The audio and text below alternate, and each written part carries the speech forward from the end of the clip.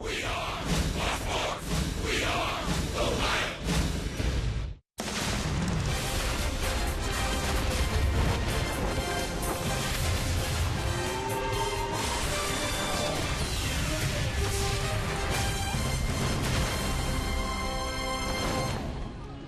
the corner of 20th and Blake Street in the mile-high city of Denver, Colorado, Fox Sports Ohio presents Cincinnati Reds baseball. Tonight, the first of a three-game set. It's the Cincinnati Reds visiting the Colorado Rockies. Hi, hello, and welcome to the mile-high city of Denver, everyone. Along with the crafty left-hander Chris Welch and Jim Day, I'm George Grand. Reds and Rockies, two teams that have struggled in the standings, but two teams that have some players that have had pretty good first halves, and especially since the All-Star break, Joey Votto's been something else. Oh, you're right. I mean, Joey Votto just the other night by reaching base 9 times in one game. I mean, he shows you what he can do. He's an elite player. There's no question about that. One of the toughest players in all of baseball to get out. I mean, he just simply, every time you turn around, he's on base. So since the All-Star break, when you're batting over 500, have a couple of home runs, you're on base all the time, that's kind of what you would say the guy that would lead this ball club, and that's about what he is right now. You take a look at his numbers at Coors Field. They have, through his career, been pretty good, Chris. I mean, who doesn't like Coors Field? I mean, pitchers don't like Coors Field. Joey Votto loves Coors Field. This is a place where breaking balls kind of roll up there, and when you hit them, they go a long, long way. So I would imagine a lot of the same here for Joey Votto in this three-game set. Well, the first year they played here in Denver was 1993, and in every year since, the Rockies have hit. They've usually been either 1, 2, or 3 offensively, and this year's no different. Well, you can roll it over and over again. The Rockies are usually very good offensively at home. They're not very good on the road. So you say, well, why is that? Well, yes, the ball does travel farther here, but I really think it has more to do with the breaking pitches that pitchers throw here. They just roll up there. There's no snap to them. There's not a lot of depth to them. The Rockies have tried to figure out a way all throughout their whole career history how they can get their offense going on the road like they can at home. If they could ever do that, well, they would be playing in October and maybe even early November.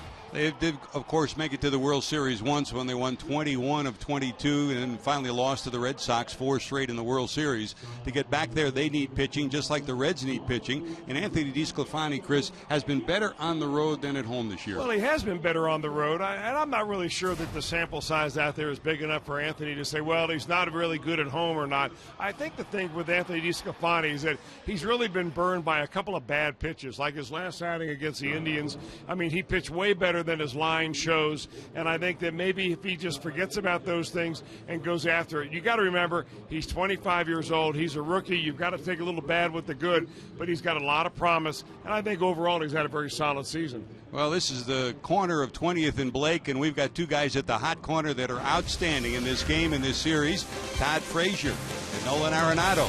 Next, Jim Day will have their story on Fox Sports Ohio.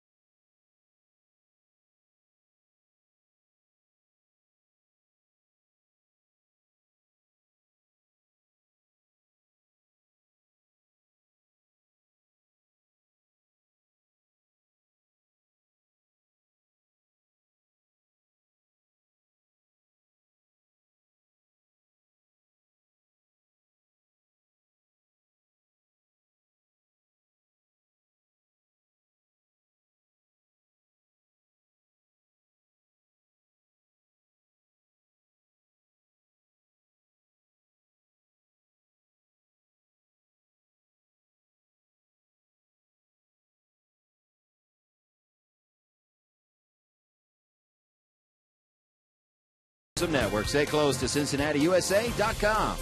By Chevy. Check out their award-winning lineup only at your Tri-State Chevy dealers. And by Skyline Chili. Feeling good? It's Skyline time. I'm Jim Day, just beside the Reds dugout. We have two of the best in the league manning the hot corner tonight. Both all-stars, and both bring it not only defensively but offensively. It's our IGS bringing the energy. You look at the numbers of Todd Frazier and Nolan Arenado, and they are very similar. Home runs, Frazier third in the league, Arenado fourth, RBIs, Arenado leading in that category. Frazier has the most extra base hits in the league, and their slugging percentage very, very close. We've talked many times how Todd Frazier plays gold glove type defense, but one problem with that, he's going to have to unseat Nolan Arenado, who is a wizard. We know Frazier can bring it defensively as well, including plays like this, but Nolan Arenado might slightly be in another category. We've seen firsthand at JBP when he went into the stands. This is one of the most acrobatic plays you'll ever see. Arenado and Frazier, two of the best, going head-to-head as we open up. Reds are getting fired up behind me as we open up a three-game set here at Coors. This place, Coors Field, has been a Rocky Horror Picture Show for the Reds. George and Chris have that story, the lineups, and first pitch when we come back.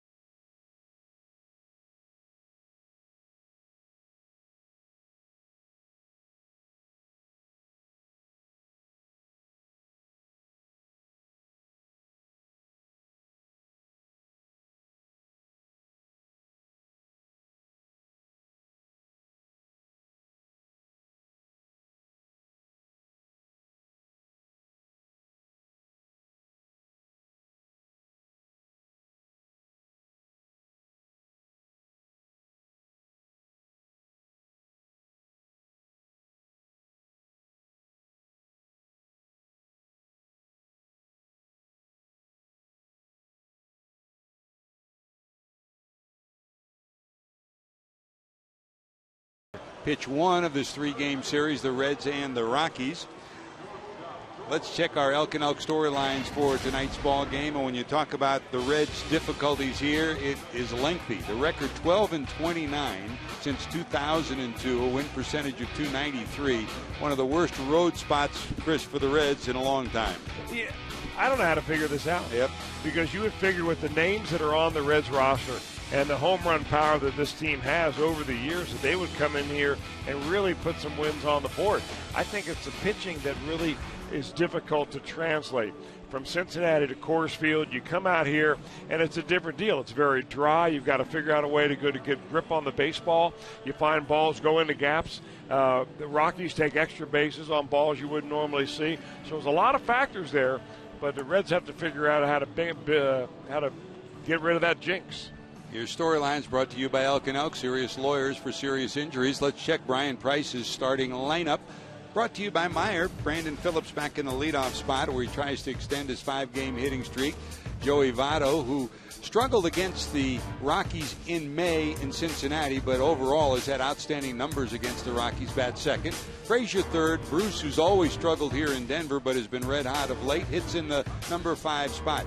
Bird, De Jesus, Barnhart, De Sclafani will hit in the 8th spot, and Billy Hamilton, 444 in his career here, will bat in the number 9 position. And on the mound for the Rockies, Eddie Butler. Well, Eddie Butler is 24 years old. Second time the Reds will get to see him. He pitched against the Reds in May when the Rockies came into Cincinnati. He did not factor into the decision. The young man went 6 innings, gave up 4 runs, including a home run and a double by Marlon Byrd. Other than that, you don't know much about him. So Brandon steps in at 280 overall, 5 homers, 32 knocked in. First delivery is down low.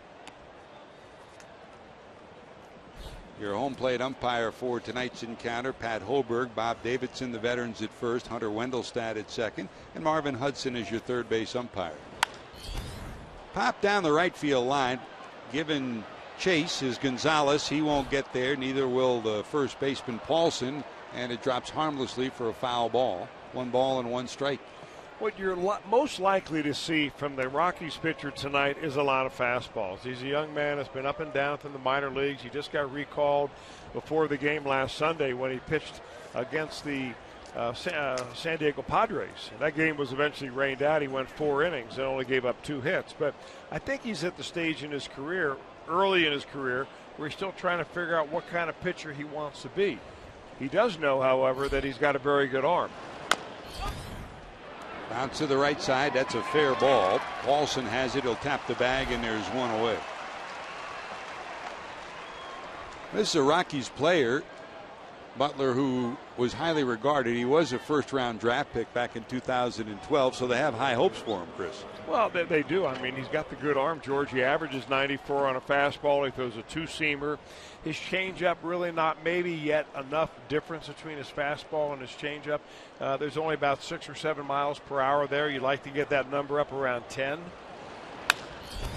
Hit hard against the shift by Votto, but right at the second baseman, LeMahieu, and there's 2 away. Let's check your forward defensive alignment for the Rockies. The Rockies are 8 in the National League defensively. They've committed 57 miscues. Around the outfield, Corey Dickerson, just back from the disabled list, is in left. Blackman, an all-star last year, outstanding defender and offensive player in center. Gonzalez in right. Arenado Tulowitzki doesn't get much better than that on the left side of anybody's infield. LeMahieu, an all-star and a Gold Glover, in addition to Arenado, and Paulson's at first. Your starting catcher tonight is Nick Hundley, who's done a good job behind the plate for Walt Weiss. Here's Frazier. After the day off on Sunday, 6 for 17. A day off that was much needed after all the hoopla of the All-Star game. Slap to the right side and out of play. Butler not messing around, really. He's not trying to feather in his changeup or work his curveball in or anything like that. He's pretty much going Powder River right now, figuring, you know, I'm going to come right after him at least the first time through the order.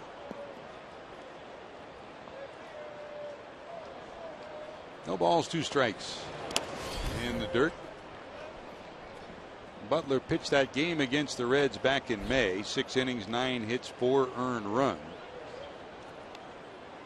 And then the next start looked like he had gotten the wheels back on the track. 6 innings, 4 hits, but then got bombed in Miami, and that's when they sent him down. Really to clear his head, get his mechanics straightened out, and he spent time at Albuquerque at AAA. Recalled on July the 19th down at Albuquerque, he was 2-2 with an ERA of a little over 6, but you really can't think of earned run average at Albuquerque or any of those. You know, yeah, Albuquerque's not a lot better than pitching right you're here. Right. I mean, if you can pitch there, you can pitch here, I guess is the old saying that they do. Take a look at the PCL, and there's always about 15 or 20 people hitting over 300. Down to third, but foul. You really have to put the starts that you have here at Coors Field in a special category, because it's really not fair to compare somebody who pitches at sea level with a guy that pitches half his games here. Last 3 games for Eddie Butler here at Coors Field, he's 0-3, earned run average about 6.5. He's much better on the road, especially from the ERA standpoint. ripped but foul. And of course, Denver has a Cincinnati history. In the mid-90s, for a couple of years, the Reds AAA team was here in Denver. And of course, guys like Barry Larkin and Paul O'Neill came through here. Chris, you pitched here. What was it like to pitch here? Well, that was the old stadium, George, and the ball was really flying. I mean, there's no question about it. The team that the Reds had, as you mentioned, was outstanding. A lot of all-stars on that team. It was a very short trip for the Reds in Denver as far as trying to cultivate their AAA talent. Fun place to play. Very difficult place to keep your good grip on the baseball. I used to always pour water on my uniform and then go to my uniform to get a little bit of a grip on it. Blooped into right. Gonzalez long run. Only water? More on those tricks in the trade later. Well, to be continued. The Reds go 1-2-3. DeSclafani to the mound when we return.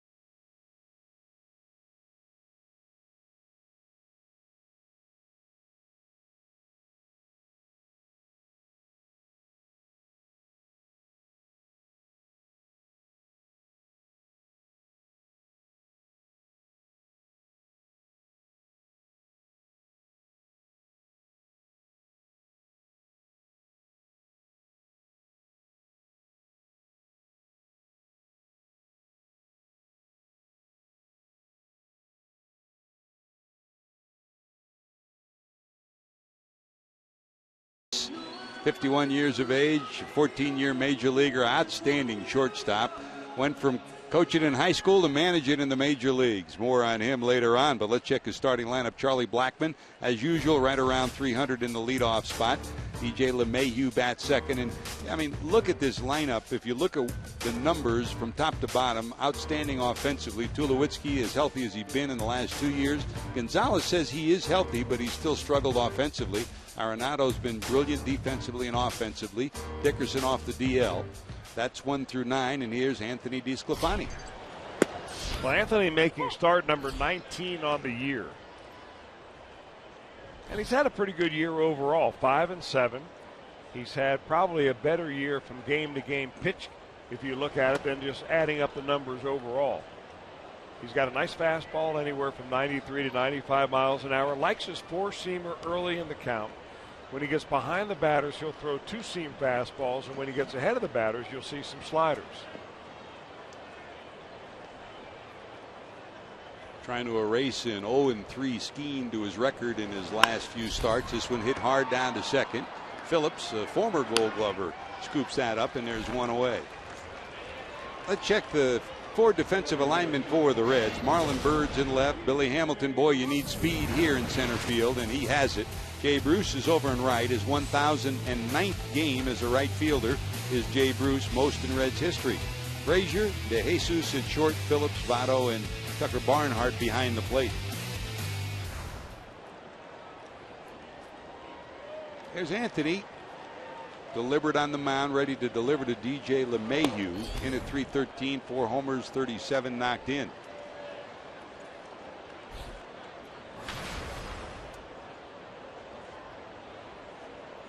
Last month he's been outstanding. He's hit over 350, 351 since June the 11th. That's gotten his average back over 300 at .313. Outstanding offensive player. And you know the Gold Glove history.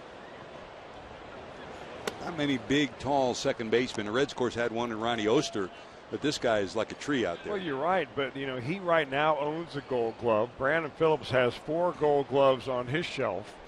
LeMahieu 1 All-Star game. Brandon Phillips 3 of those. And you got to figure, you know, we kind of highlighted Frazier and Nolan Arenado over at third base, but there's got to be a little bit of the same kind of comparison between the Rockies second baseman and the Reds second baseman. I mean, people in Cincinnati that see Brandon Phillips play every day can't possibly believe that there's another second baseman out there that can make the plays that Phillips can. There's no one more spectacular than Brandon Phillips. There's a walk, and DeSclafani issues his first free pass. That'll bring up Tulowitzki. And Chris, we've said it all along, when Tulowitzki is healthy, he is one of the best players in the game, period. And for the first time in 3 years, he's playing healthy right now. Well, the guy can hit a fastball. There is no doubt about that, and he loves to hit in this ballpark. These are players that have hit well in this park and hit well against the Reds. In fact, you look at this lineup. In Coors Field, this story is an offensive story of a team. Tulowitzki takes it on the inside corner for a strike. Blackman 332, LeMahieu 319, Tulowitzki 322, Gonzalez 332, Arenado 300 down the line. Those are here at Coors Field. Yeah. Well, don't tell Anthony DeSclafani those numbers. He might not want to pitch. From the stretch, Adam leaning, but back to the bag is. Leaving too much information? That would be it. What he needs is one of your tutorials what about was it just water you used or what? Well, the water does help. Yes. I mean, because you can't really get a good sweat going here because it dries up on you too soon. And it's a little bit more humidity today, I think, than normally what you see in the summertime here in Denver. But that was just a way to get out there so that you could get a little bit of dirt on your hand, and with a little bit of moisture, rub the baseball up and get a good feel. The last thing you want to feel in the baseball is that chalky feel where you really can't get your fingers in contact with the seams. And the ball slips out of your hand, and it goes in a spot where you don't want it, and then all trouble comes from there. In the air to center field, almost in his tracks, is Hamilton. He gloves it. Tulowitzki retired, and there's 2 away. Really like the way that DeSclafani came right after Tulowitzki on the inner part of the plate right there, saying, you know what, if I'm going to be successful here, I've got to pitch at both parts of the plate, and that means coming right in on those power left right-handers.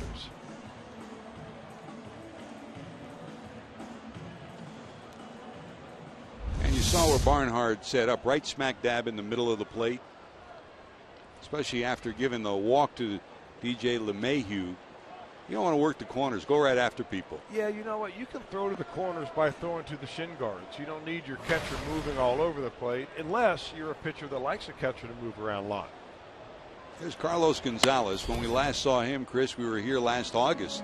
That was the day when he came in and said, my season is over. He underwent knee surgery. He had an injury-marred season, was on the disabled list twice, once with a tumor in his finger and then the knee injury. He says he's healthy. The numbers still struggling at 258, 14 homers, 39 knocked in. But he's shown some life in the month of July, hitting over 300. He's nearly 340 during the month of July, and they hope that he can regain his touch. Signed a 7-year deal that keeps him under Rocky control till 2017.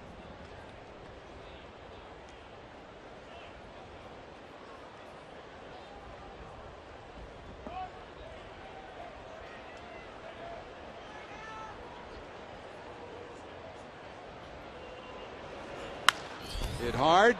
Nice glove by the shortstop De Jesus, and he picks it. DeSclafani gives up a walk, nothing to show for it.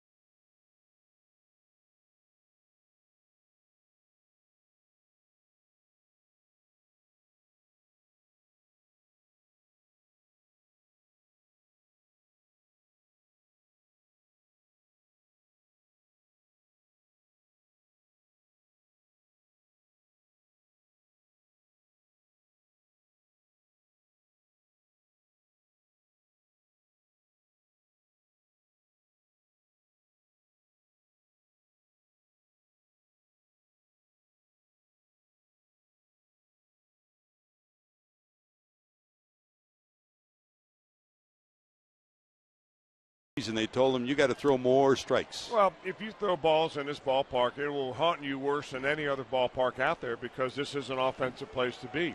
And I think that, he's still trying to figure out whether he's going to be a fastball four-seam pitcher or a two-seam pitcher, whether his breaking ball is going to be a slider or his curveball. Is his changeup good enough? Those are all the things that come with time. And the good thing about Butler is he's got a good arm with which to start. Here's Jay Bruce, who will lead it off in the second as the Rockies overshift against him. Tulowitzki to the second base side of the bag from shortstop, and Arenado at the shortstop spot. By the way, that last pick was by Frazier as he fed to the shortstop De Jesus on the final out of the inning as the Reds had overshifted. Here's Jay. Dribble to the right side. Can he beat it out? The quick flip. They will get him by half a step. Good job by Butler to get there. Yeah, pretty athletic play by Butler because he had to field the ball that was thrown behind him by the first baseman and then find the bag.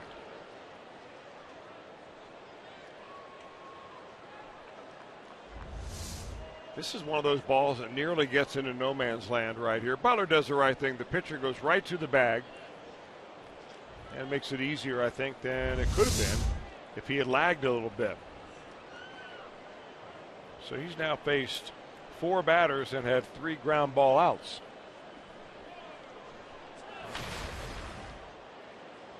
Here's Marlin, 308 for the last month. Overall, that's gotten his average at one time in the low 200s from 217 up to 247.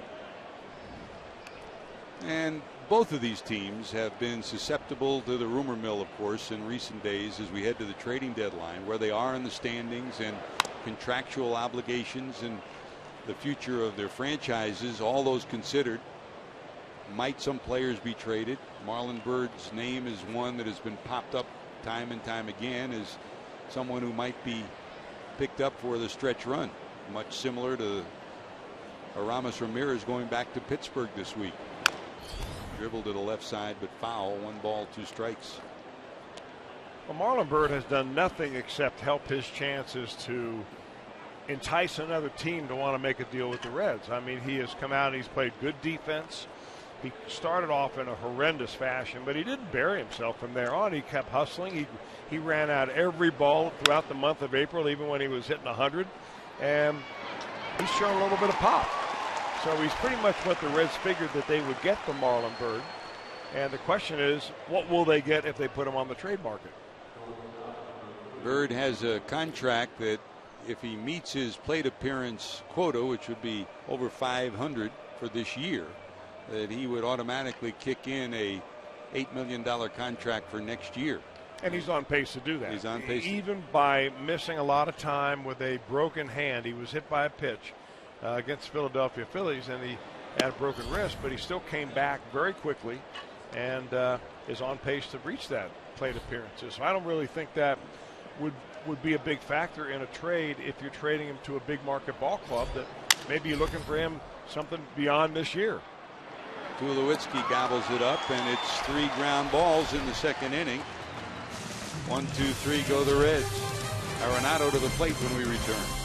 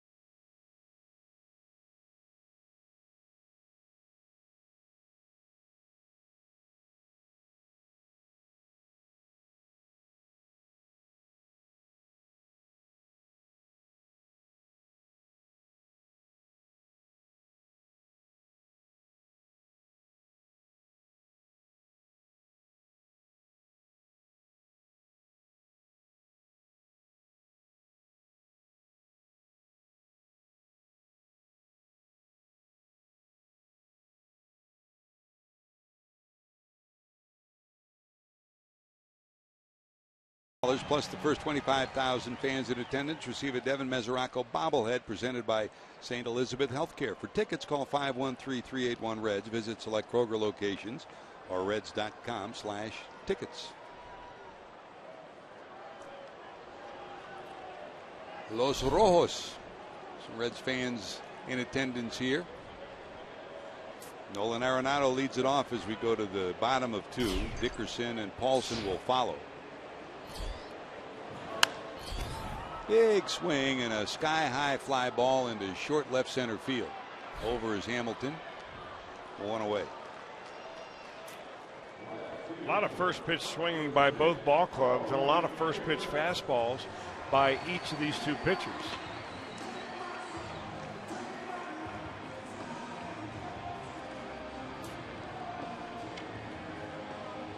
Well, here's Corey Dickerson just off the disabled list. He's been bothered by a foot injury. Plantar fasciitis all season long. Back on the DL, now back against the Reds, and it's a team that he's always hit well against. .410 against Cincinnati is Dickerson's numbers. On the corner for a strike.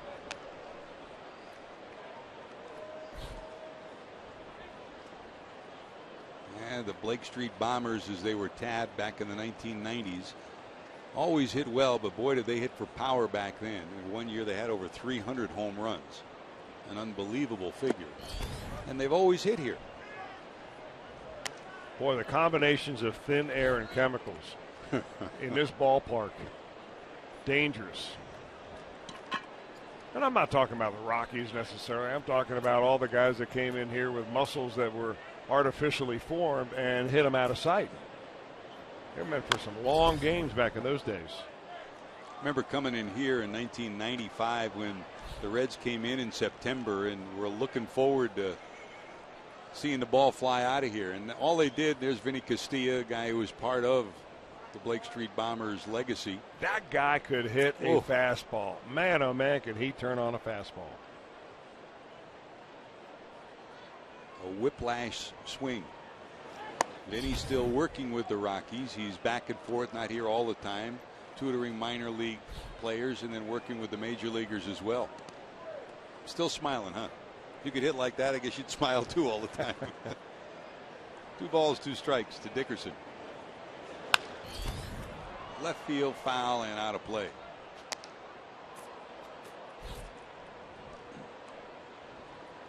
Well, while the team has struggled, at home they're 22 and 26.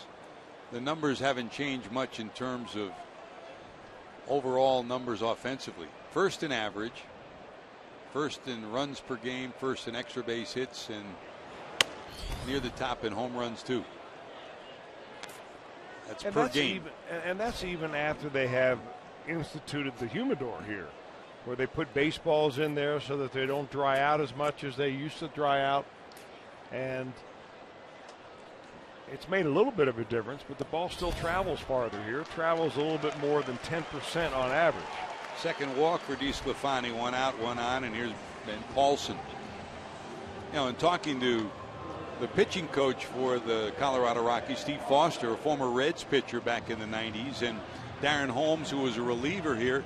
I mean, Darren Holmes really says that the humidor has made a difference. He said, you know, he'll feel the ball, and he had a lethal breaking ball when he pitched here. Said it's not necessarily sea level air, but it's a lot better than it was. Well, what happens when the ball dries out is that the skin of the baseball, shrinks, and it pulls the seams down. So if you have a little bit of a raised seam, you can throw a good breaking ball. But if the ball kind of shrinks a little bit and loses all of its moisture in there, that's when it becomes slippery and that breaking ball becomes awfully difficult to spin.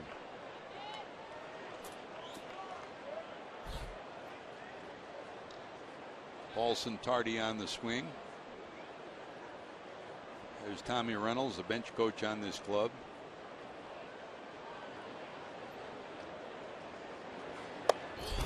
High fastball, swing and a miss.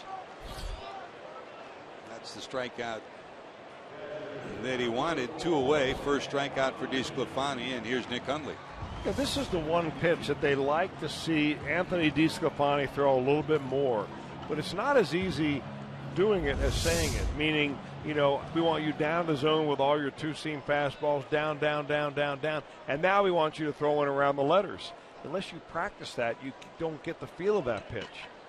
And the hard thing now for DeSclafani is go right back down around the knees. But elevating like that can get you some easy punch-outs. Here's Hundley, 307, 7 homers, 32 knocked in.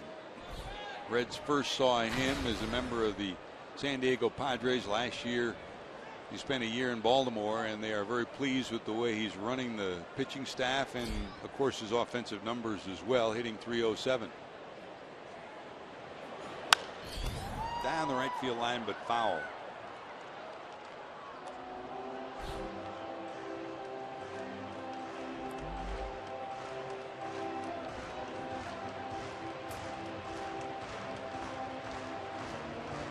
Of course, missing in this lineup is Justin Morneau.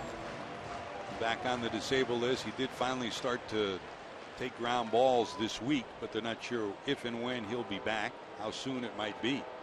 That's taken a big bat out of their lineup. So Hundley's been doing most of the catching, and Belin Rosario, sometimes the catcher's been playing some at first. There's a swing and a miss, back-to-back strikeouts for DeSclafani, and they'll leave the pitcher ready to come out for the next inning and lead it off. Barnhart will lead it off as we go to the top of the third in Denver.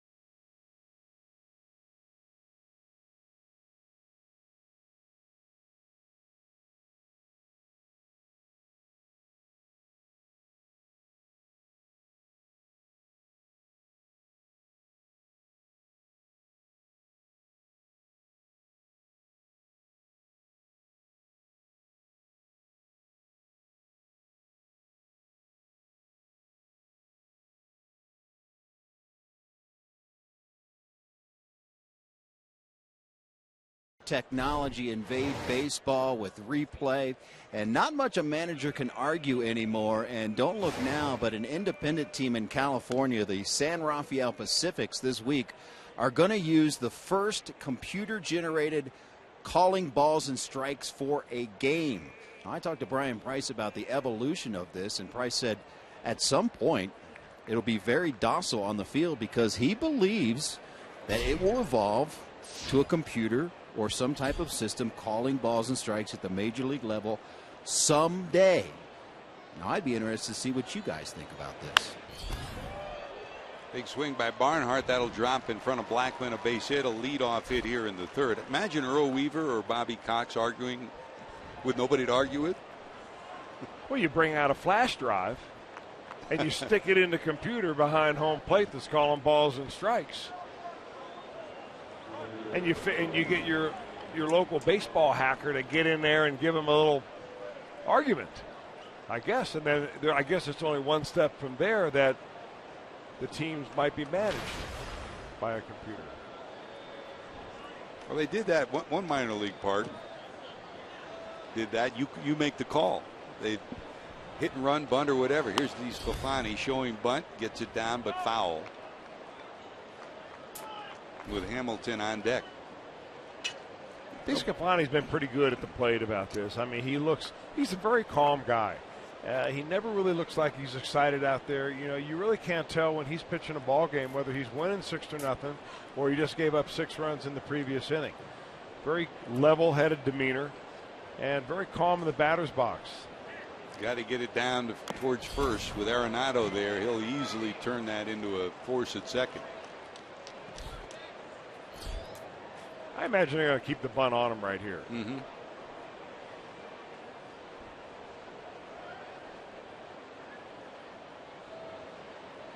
I mean, 5 out of the 6 outs have been by the ground ball. You don't want DeSclafani to ground ball into a double play.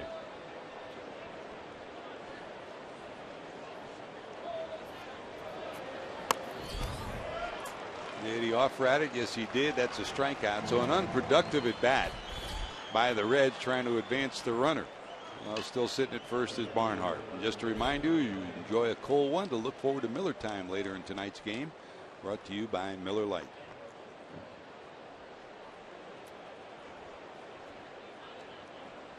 Well, you know, if you think about it as a pitcher, how important it is to get a bunt down and get a runner over. I mean, it might be the difference between winning and losing. And every game you win, you know, helps you immensely when it comes to talking a contract the next year. Bounce back over the bag. Tap for one, and an infrequent double play involving Billy Hamilton. So the inability to get the bunt down snuffs out a Reds rally, and Hamilton bounces out to end the inning.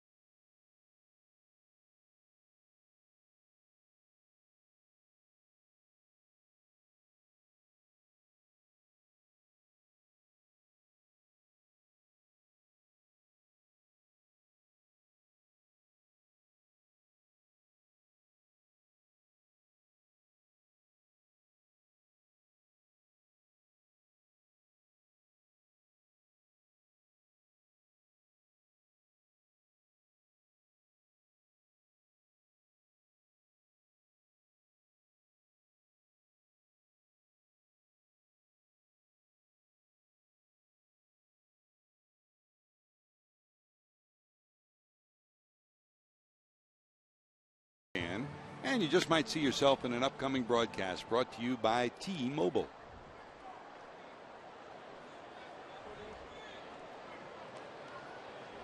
DeSclafani's strikeout of Hundley means the pitcher Eddie Butler will lead it off as we go to the bottom of the third. 2 walks for the Rockies. There are only 2 base runners. The Reds. A base hit by Barnhart, but he was erased on the double play. In there for a strike.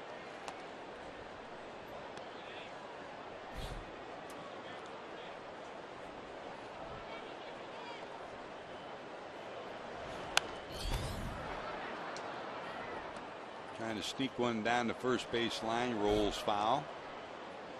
And Butler will try it again, 0-2. Joey Votto thrilling some of the fans, maybe in the second or the third deck. When he fielded that ground ball, he went over near the side of the fence, and he wound up like he was going to heave it to the top of the stadium.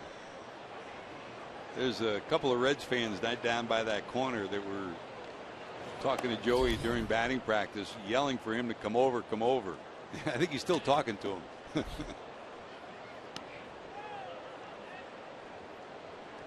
1 ball, 2 strikes. Look out.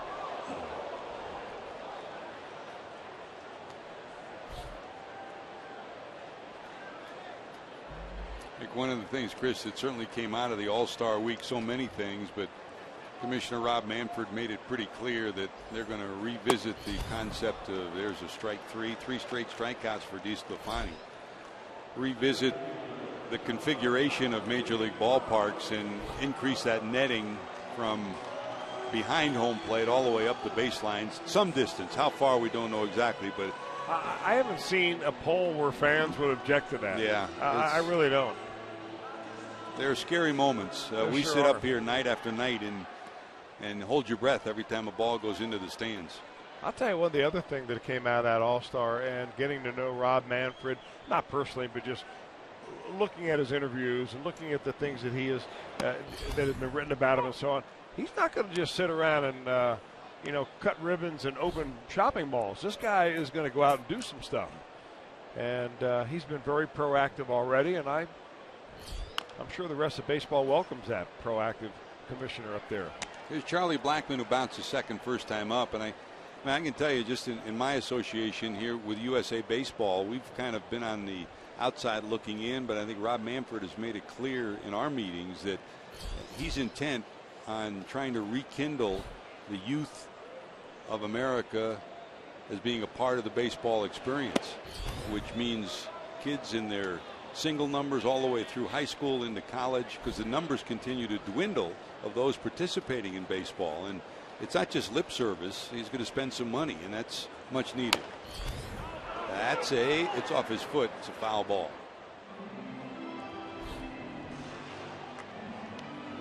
Arkia in the driver's seat number for tonight. Charlie Blackmon is in the driver's seat. At home since June the 3rd, overall .414. That's best in Major League Baseball. And overall in his career, .332 here at Coors Field. I mean, he was an all-star last year and probably has a better year this year. .292, 12 homers, and 42 knocked in. Down the left field line, curving towards the seats. It'll be out of play.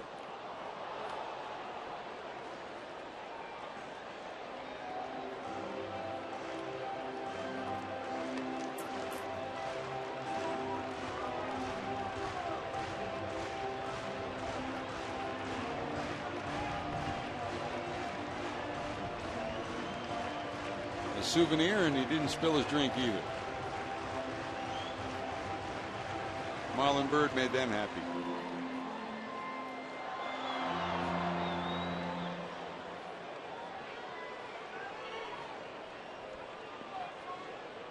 One and two.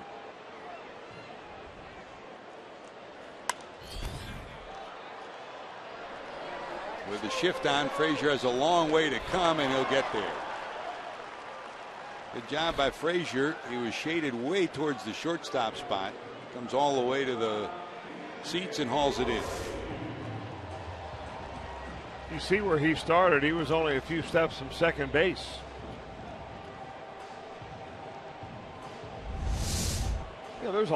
He shows you there that there's a lot of foul territory here at Coors Field. The other thing that there's a lot of is a lot of green space in that outfield, because the fences are deep. And because the outfielders have to play deep, there's a lot of area in that shallow outfield between the infield and where the outfielders play. A lot of balls fall in. I mean, this area right in here, well, that's area where a lot of offense is made here at Coors Field. You don't hear a lot of people talking about. Blue pits fall in here better than anywhere else. Steve Foster, the pitching coach, the former Reds pitcher, saying before the game, we had a chance to visit with him. He said, what I'm just trying to tell these guys is all you can do is try to make your pitches. You can't account for a bloop that falls in, and there's nothing that bothers a pitcher more when you make a good pitch and a bloop falls in. Here that happens a lot, and it's why you need great speed. You need not just a center fielder that can run, you need 3 outfielders that can run. Billy Hamilton saying before the game he's looking forward to playing here simply because this is a challenge. I mean, if you're Willie Mays, you wanted to play in the best center field experience you could find to show what you can do, and that's what Billy's hoping to do too. And the other side of Billy Hamilton's game, if he can rifle one into one of these alleys, he may get his inside the park homer. Big swing, and that's 4 strikeouts for DeSclafani, a 1-2-3 third. Reds go back to work. Top of the order, Brandon Phillips.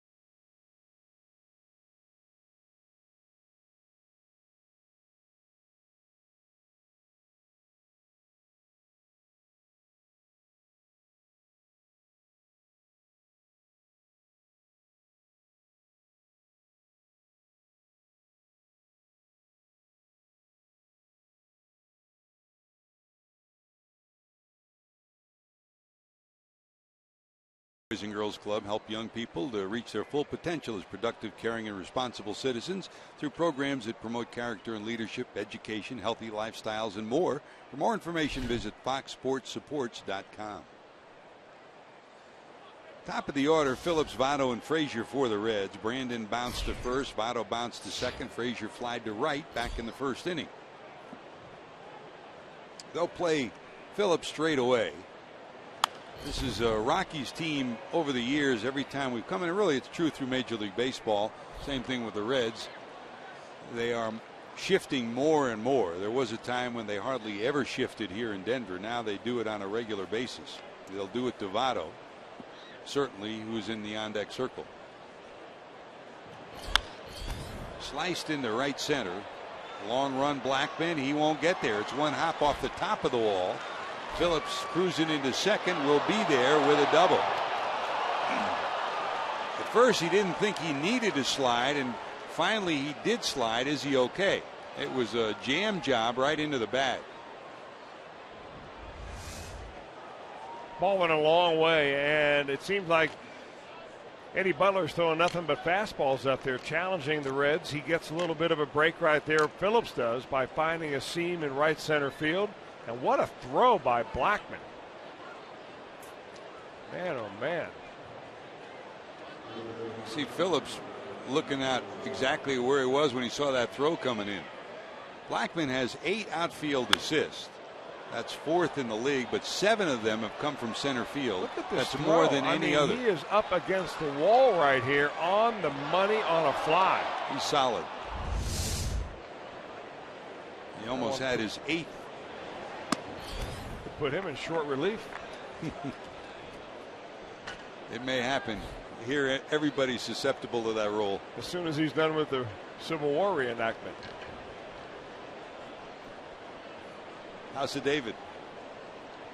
They played here back in the old days. Did they? Yeah. This one looped to left. Blackman starts in, now rolls back. Phillips will slam on the brakes and hold at second. So Votto flies out. He's 0 for 2. And here's Frazier. JD. Todd Frazier, Majestic, is the official apparel company of Major League Baseball, and they put out their list of top jersey sales for the first half. And for the first time appearing on that list is Todd Frazier. He has the 15th highest selling jersey in all the league. And he is better than players, outselling players like Andrew McCutchen, Pujols, Max Scherzer, Adrian Gonzalez. And it was cut off at the All-Star break, so you got to think with the Home Run Derby, him being the champion, that those sales have even gone up. So we'll see at the end of the year, he might be in the top 10 when it's all said and done. He's number 15 in this ranking. Who would you think would be number 1, Chris? Well, I don't know. Of the top 10, 9 of the 10 are new players, younger players. Madison Bumgarner's number 1, and number 2 is Bryant. Chris Bryant. That's interesting. Isn't that amazing? Do the players share in the revenue of that? So if you make the top 10, I mean it gives you a big smile, but it also fattens your wallet a little bit. Well, the overall, not individually players, but overall, the Players Association players will so get Madison money. Bumgarner doesn't specifically get money from sales of his jersey, but the players' pool goes. Okay, well. Those Chris Welsh jerseys are still for sale. I could bought as many as I possibly could. You still hoarding all those baseball cards too? Yes, George, I am. I think I've got the market on those now. And they've gone from 7 cents to a dime if you want to invest with me. 2 balls, no strikes to Frazier. Does he hold? Yes, he does. 3-0. But to everyone I've talked with in the afterglow of the All-Star week, everyone from Major League Baseball in New York and around the country were part of Major League Baseball. Just had nothing but rave reviews for the whole week and how everyone in Cincinnati treated them. Is ripped. Is it fair? Curving. It'll go fair. 1 hop off the top of the wall. That'll get Phillips home. And Frazier will cruise in with a 2-base hit. And the Reds have a 1-0 lead. Boy, did he rope that one. Now, both the hits in this inning by the Reds have been hit very solidly. You see where Nick Hundley is hanging out. He wants that ball low and outside. It comes up and into Frazier, and he's ready for it. So maybe the second time through the order, the Reds will have a little better idea on how to face this Rockies right-hander. They did not really make him work at all through the first 3 innings. Here's Bruce. Bounced out first time up. They will overshift against him. With the runner on second, though, Arenado has to be close to the bag, so he's not at the true shortstop spot. So Tulowitzki will try to keep Frazier tight. Bruce has a little bigger hole on the left side. There's the 1-0. Now, the 2 things that happened there with Arenado at third is, one, as you said, George, keeps Frazier from walking to third base with a stolen base. The other is it keeps Jay Bruce a little bit honest as far as laying down a bunt. Although with the runner at second base, doubtful that he's going to want to do anything but swing the bat. Goes that way, but it's in the air, and over reaching up and hauling it in is Dickerson. Went after a pitcher's pitch there on a hitter's count. Had the right idea, but lifted it instead of grounding it, and there's your second out of the inning. And Frazier holds at second. Bruce is 0 for 2, and here's Bird.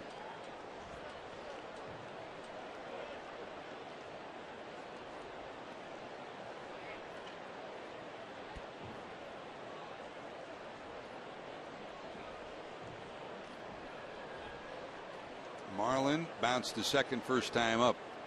And they will overshift to the left side of the infield with him.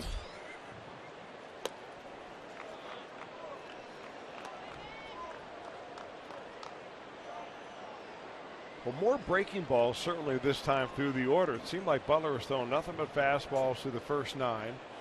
And the Reds were 1 for 9 in that first 3 innings. They are now 2 for 4 the second time around.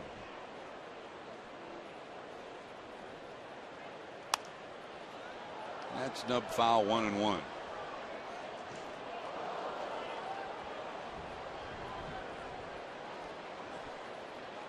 There was a time when the Reds played well here and had a winning streak against the Rockies for a period of time, but in the last 5 years they are 7-17 at Coors, and in most of those games they've been outslugged, not outpitched.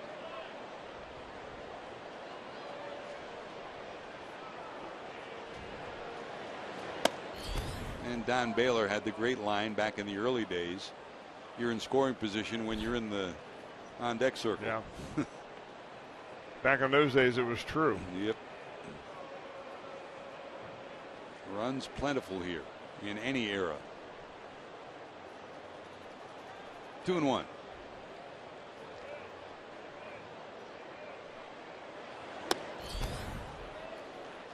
Just missing. 3 balls, 1 strike.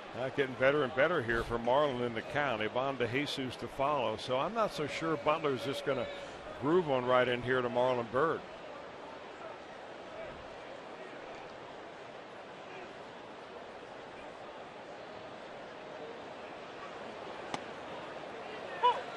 A mistake breaking ball right there, and he gets the benefit of a call.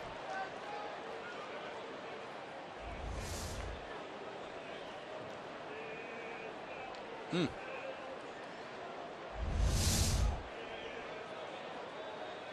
think Bird was surprised it was a breaking ball, even more surprised that it was called a strike.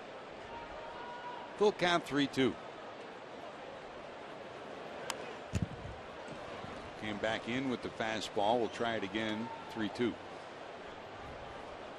Bird has had 14 years in the major leagues, and he was a one-time All-Star. His first ever year he was with the Chicago Cubs. He hit .293 that year, was named to the All-Star team.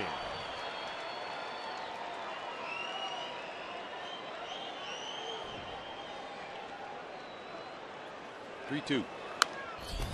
Spoils another one.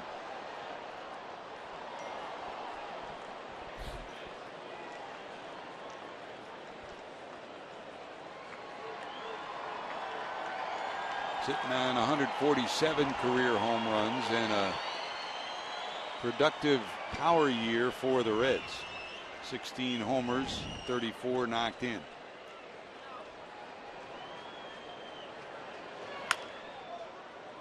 Down to third but foul past Jim Riegelman, the Reds' third base coach as usual. Billy Hatcher in the first base coach's box for Cincinnati.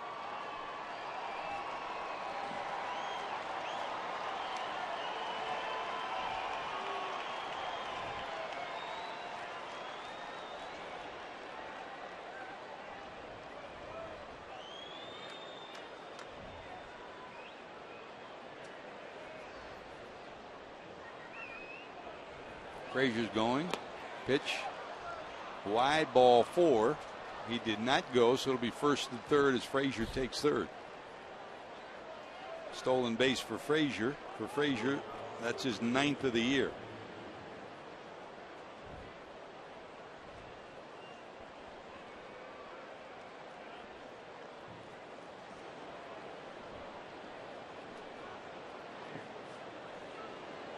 And here comes the aforementioned Steve Foster. Chris, good to see him again. He was one of our favorite players when he came up as a Red.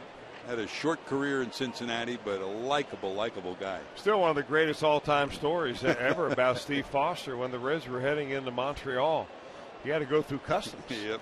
And they have to fill out that form, and the customs agent in Montreal said, "What do you have to declare?" And he was a cowboy, you know, he's from Texas. He had a cowboy hat on and cowboy boots. He took the cowboy hat off, took 2 steps back and said, "I declare I am proud to be an American." That was Foss. It still is. And I'll tell you what, we broke up, but it is true. What a great guy, too. Is Ivan DeJesus trying to get another run home for the Reds. First and third for Cincinnati.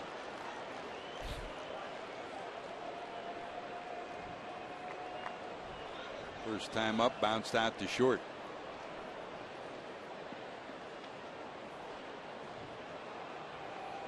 Pretty good fisherman, too.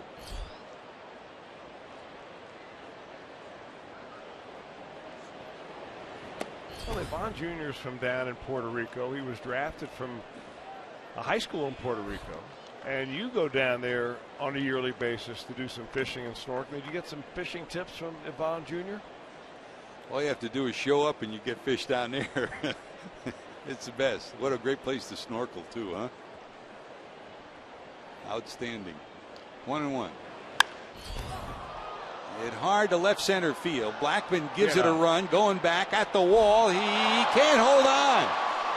2 runs will score, and is Blackman okay? It'll be a 2-base hit for De Jesus. 2-run score, and the Reds have taken a 3-0 lead. Blackman appears to be okay. He waves off the bench saying, "I'm okay."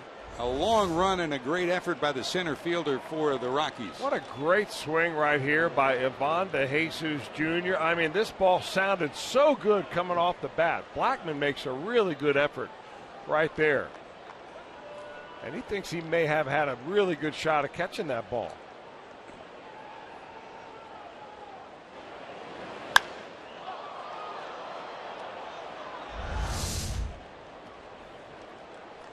So the Reds cash in on 3 doubles in the inning and throw in a walk, and it's 3-0 Cincinnati. Well, the Rockies now just trying to get out of the inning. Barnhart, hitting in the 7th spot, will be walked intentionally, and the pitcher DeSclafani on deck in the number 8 spot. You know, it just goes to show you that at the major league level, you need something more than just a fastball. You can come out there. That's why you see so many middle relievers pitch 1 inning at a time, because they don't have a lot of backup stuff, meaning they don't have a changeup as a 3rd pitch or a slider that they can go to. And in this inning, Eddie Butler's had a hard time really doing anything because he's only had 2 pitches to call on, fastball and slider. So there's the free pass to Barnhart, who singled his first time up. So he's on base for the 2nd time, and here's DeSclafani. In the first 3 innings, Eddie Butler threw 26 pitches. In this 4th inning, the next pitch will be number 28. So the Reds are working him. 1st and 2nd, 2 away. DeSclafani at the plate.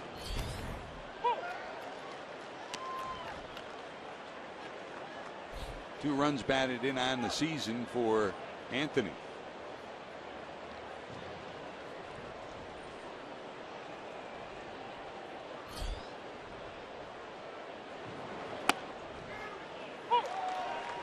Breaking ball drops in there, 0-2.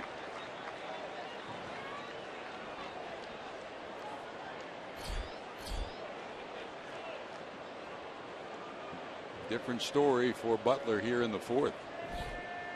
His 56th pitch of the night coming up. He gets DeSclafani, but 8 come to the plate. Phillips starts it with a double. Frazier chases home 1 run to make it 1-0, and a double by De Jesus makes it 3-0 Reds.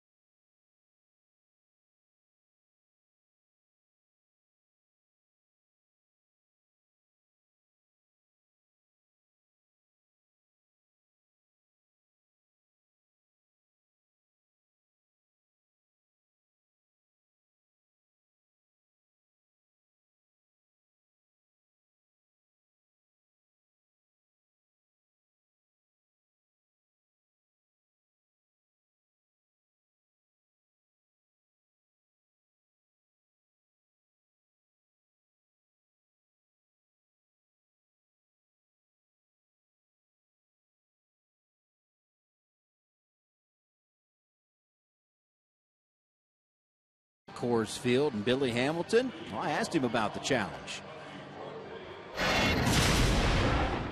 Here in Miami is one of the fields where I enjoy playing the most, just to see the smaller parts. I mean, a bunch of guys can run down a bunch of balls, but you want to see the guys who can run down in big parts. So this type of field I enjoy coming to play at.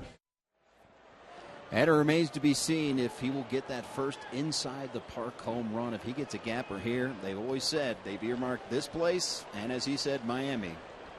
Two places it could very much happen, but he loves the challenge of running down balls in this big outfield. JD, we've been here a lot of times. Of course, Drew Stubbs, the former Red, now an outfielder here and patrolled center field last year here. Now he's an extra outfielder. You've seen some pretty fast guys, but have you seen anybody? Deion Sanders. He the fastest you've seen in a Reds uniform? Probably Dion, but I tell you what, I was talking to Billy about his speed, and he said, I don't feel fast on the field. And I said, you're kidding, right? And he said, no, I'm not kidding at all. When I'm running and I'm stealing a base, I do not feel fast. And then I told him earlier this season, I think you guys were talking about the scouts and what they had him. I think it was like 3.3 seconds or something going to first base. And I told him about that, and he said, wow, I guess I am fast then. But he doesn't feel fast. And I tried to get him going. I'm like, you're kidding me, right? And no, he thinks he can be faster. Well, we tried to get Sean Casey to race Paul Konerko, Chris. We got to get JD to race Billy Hamilton. Billy runs backwards, right? Yeah. Fair enough. Put me on a motorcycle, maybe. By the way, JD, tremendous job All-Star Week. You did fantastic work representing the Reds all around town. Outstanding.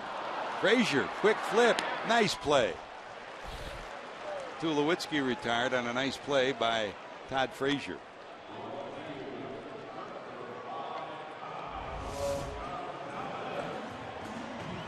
Get Tulowitzki fishing a little bit out there, and Todd Frazier gets a good jump, and he's on the move really as Tulowitzki starts that swing.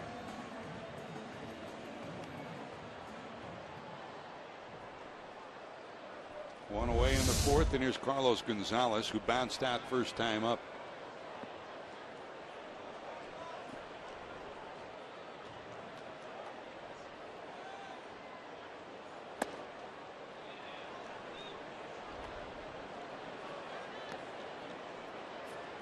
At one point, Chris, one of the most electrifying players in the game. Two times an All-Star. Outstanding offensive, defensive player, both sides of the ball. Injuries have curtailed his numbers the last 2 years, and the Rockies are hopeful that he get back to where he was. Off the end of the bat, fouled off, 2-1. Well, he's only 29 years old. Had 1 year with Oakland, partial year before he was traded over here to the Colorado Rockies, and in his second year is the year you're talking about. Not one of his All-Star years, but that was the year in 2010. Had 197 hits, led the league in batting average, total bases, and had maybe one of the best arms of any outfielder that would play right field. His All-Star years were 2012 and 13. Hit over 300 in each of those seasons. But injuries have really taken the toll. 2-2.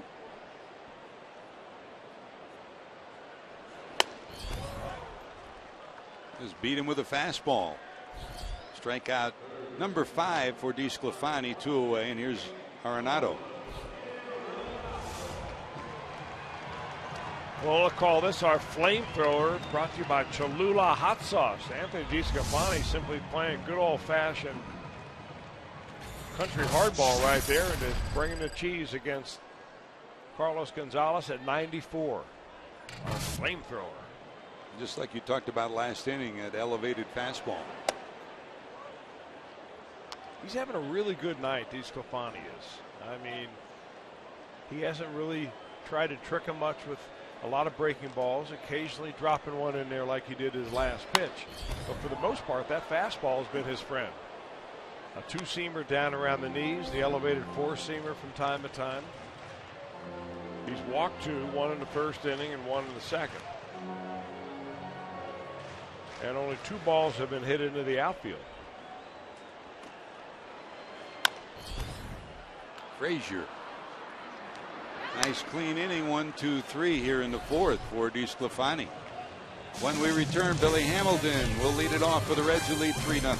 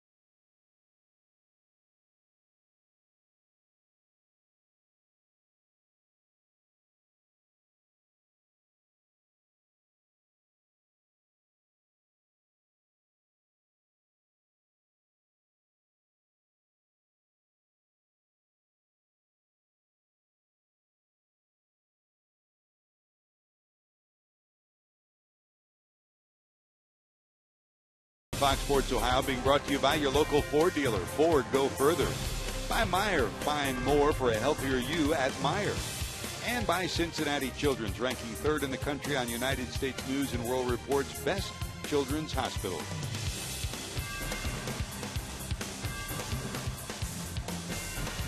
Say hello to my little friend. And can you find Waldo? He's wearing red anyways, Chris. You know what? Leave it to our crew to find Waldo. Here's Billy Hamilton. You'll find him at the bottom of the Reds order, but leading off this inning. He bounced into a infrequent double play with a ball right over the second base bag. This one blooped to the left side and out of play.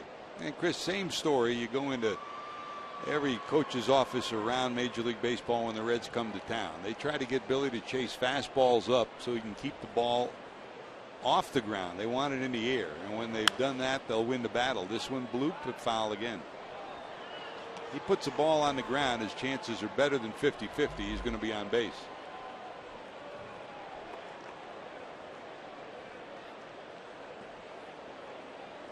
No balls, 2 strikes. So they go after him with an 0-2 pitch down in the dirt right there. Do they go back down, or they elevate? They want to elevate that, and that was a good idea.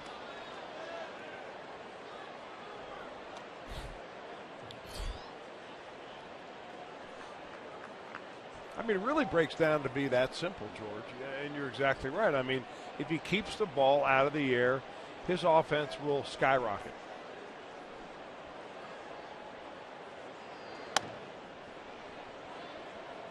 That slider by Butler, you know, we say there certain pitches have depth. Butler's slider does not. It looks like it's really side to side.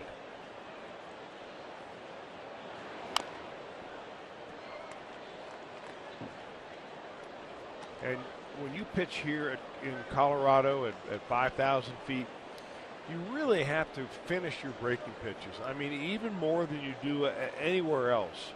And I think that's one reason why pitchers wear out here a little bit quicker than they do elsewhere, because you're always constantly trying to finish your pitches more. Or because if you don't, they don't break. And if they don't break here, they go a long, long way. And it's not just one game. It's a season long doing that. Exactly. It takes wear and tear. And you said it so often, it's that last extension of your arm where you get movement on the ball. 1 ball, 2 strikes. And obviously, you know, this became a major league city in 1993. Bob Gebhardt was the general manager. Larry Bernarth was the pitching coach. 9th pitch of the at bat coming up. And Larry said, if we're going to win here, we got to cut the grass high and get all sinker ballers. So they brought Billy Swift in. And we need a bunch of guys that can run fast in the outfield. And, he was right from the very beginning. Yeah. The Bear Good had formula. it right. Oh, by the way, they have to be able to hit, too. Yep.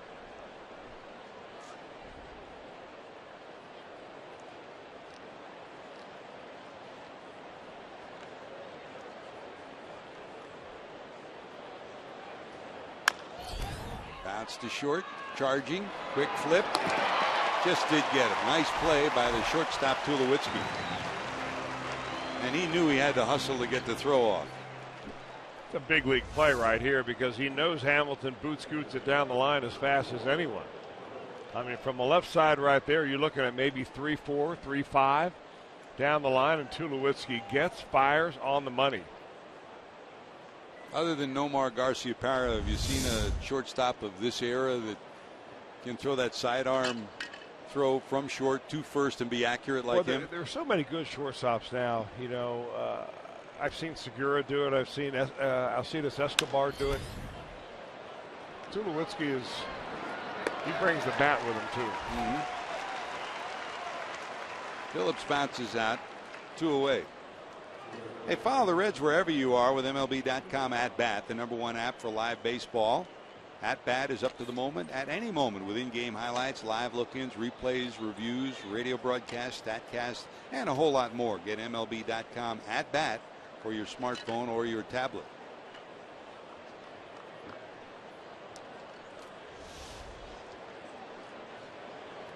Here's Votto, bounced out, flied out. This one fouled down the left field line.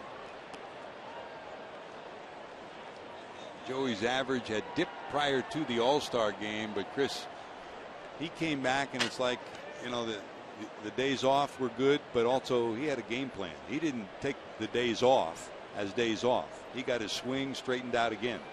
He's been red hot since coming back.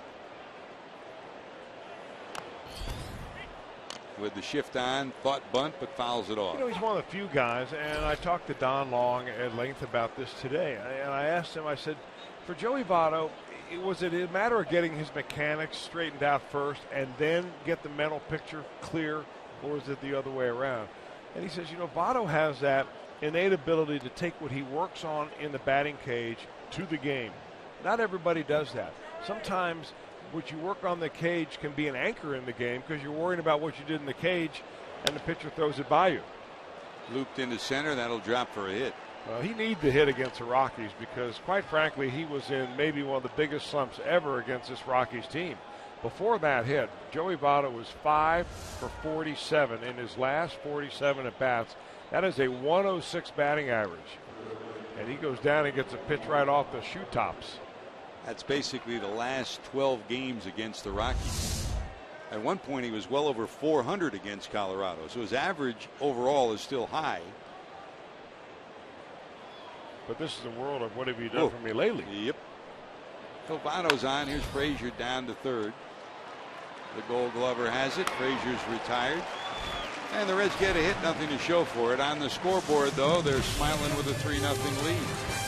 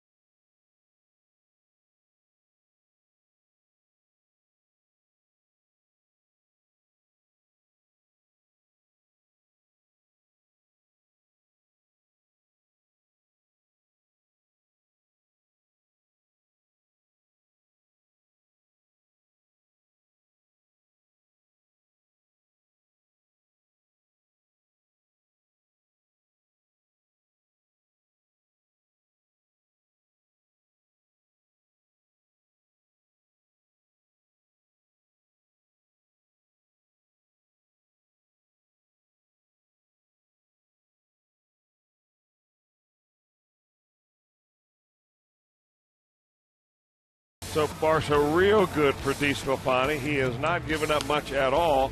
A lot of ground balls from DeSclafani. Every once in a while, he elevates a fastball or gets a slider down for a strikeout. He's got 5 of those, a couple of walks, and that is it. Scoreboard tells the story. Here we go to the bottom of 5. Dickerson, Paulson, Hundley due up 6, 7, and 8 for the Rockies.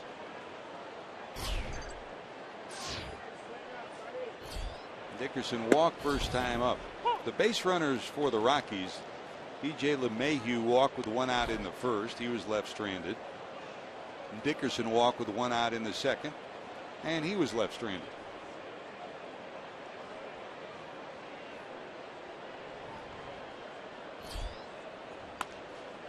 Top back and out of play, 0-2.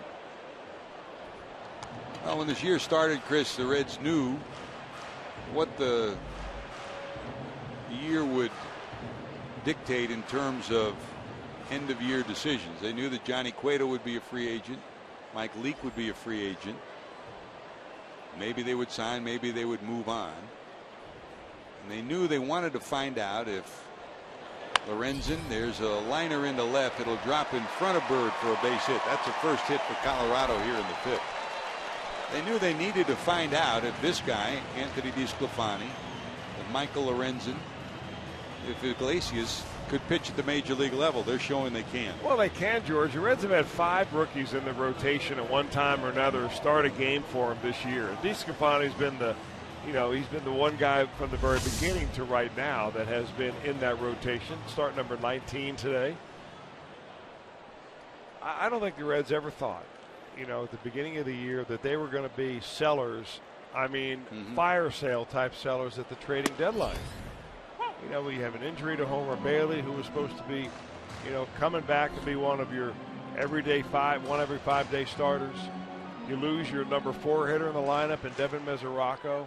Things began to go sour. Guys got off to a bad starts. Injuries, multiplied. And next thing you know, you're auditioning a bunch of youngsters for future rotations. Phillips will get 1 at second, no throw to first, and they do call him out. The ball dropped by De Jesus, but they call him out.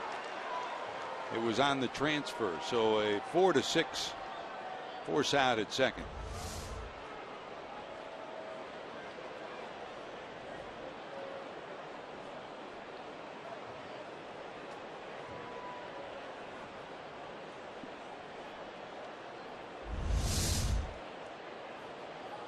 So change the runners. It's Paulson down at first, and here's Hundley.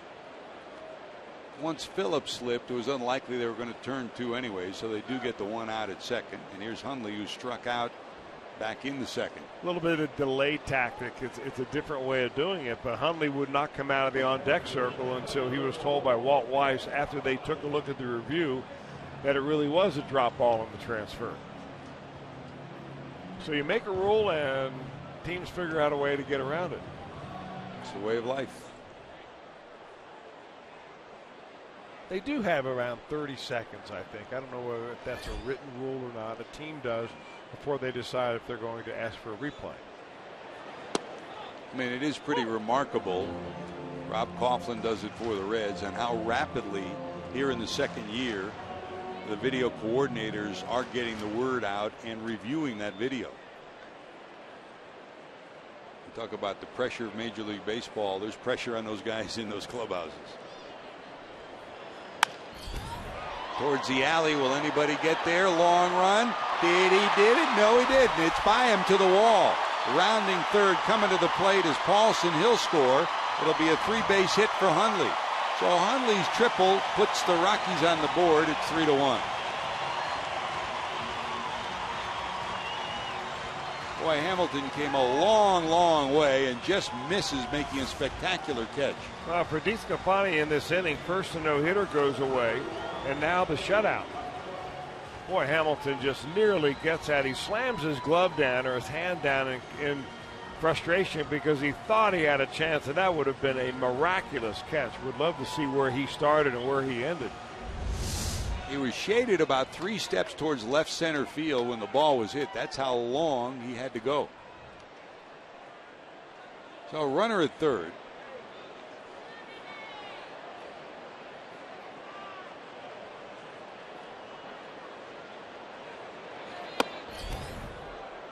Butler, the pitcher, at the plate. Take a look and see where he was, Chris. Well, see where he is right here. This is where Billy Hamilton starts, and he's going to end up over here somewhere. Let's take a look.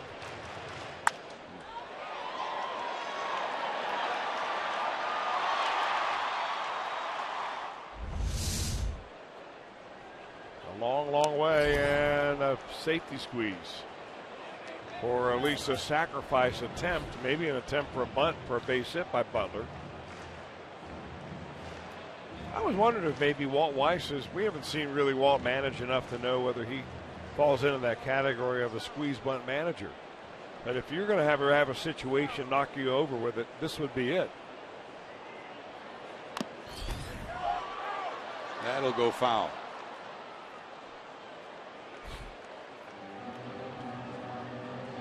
Well, if anybody could do it when he played, that guy could do it. That guy could handle the bat. You're not kidding. And he probably can't compute when he sees somebody go up there and not be able to put a bunt down. And, you know, you're right, Chris. Talking with him before the game, I think there's Stu Cole flashing his signs from third. For a guy who did everything right, defensively, offensively, all the little things of the game, when he sees mistakes as a manager, very tough to take for a guy who did it at the major league level for 14 years. Showing bunt again. They'll get it down. They'll throw to the plate, but there's nobody coming. So it'll be a base hit. Ironically, Phillips never got to first. Well, I don't think that was the play at all. That wasn't, Phillips had nothing to do with it. I think that somebody yelled to DeSclafani home, or on his way to fielding the ball, he saw the runner at third make such a good break that Hundley went down the baseline and then decided to go back to third base. Hundley looks like he's going to come. And I'm wondering if maybe it was Joey Votto yelling home, home, home, and the ball was delivered there and the runner wasn't. It's almost a half swing, not a bunt. And now he's saying first base. I think Votto is, and at that point, doesn't matter, whatever. So what they do is prolong the inning, and now it's first and third, and the hot-hitting Charlie Blackmon at the plate. Blackman's 0 for 2, a bounce out, and a pop out.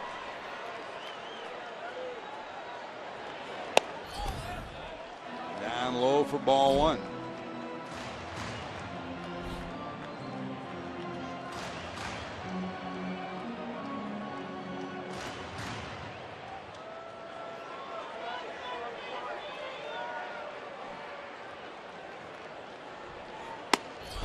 Hardy on the fastball, swing and a miss, 1-1.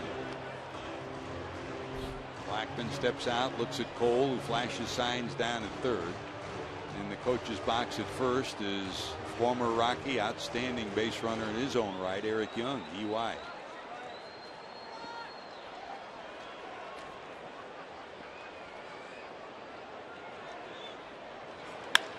Line drive, base hit. That'll get run number 2 in for the Rockies. Good job of hitting by Blackmon. Just simple choke up, punch the ball into center. The elevated fastball banged into center, and it's now a 3-2 ball game. The guy seems to hit the Reds very well, over 300 in his career against the Reds. Blackmon gets another solid knock there.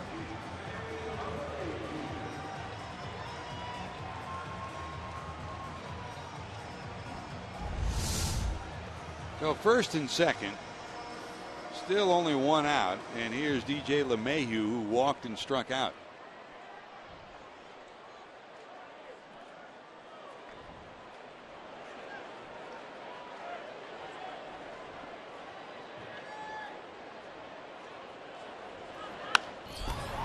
Towards the corner, long run, Bruce. Can he get there? He won't. It's one hop off the wall. The tying run will score, and now they both slip and fall. They've got 2 runners caught between third and home. They'll get one out, but going back to the bag is the second runner. Unbelievable. Butler lost his footing not once but twice, and that forced Blackmon to hold up.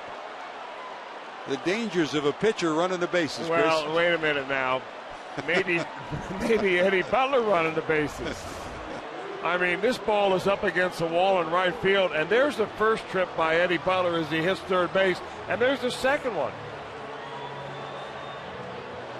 He's wearing ice skates. He slips before the bag, then slips again. And that prevented one run from scoring, so it stays 3-2. It looked like one run assuredly would score, and possibly two, because Blackman was right behind him.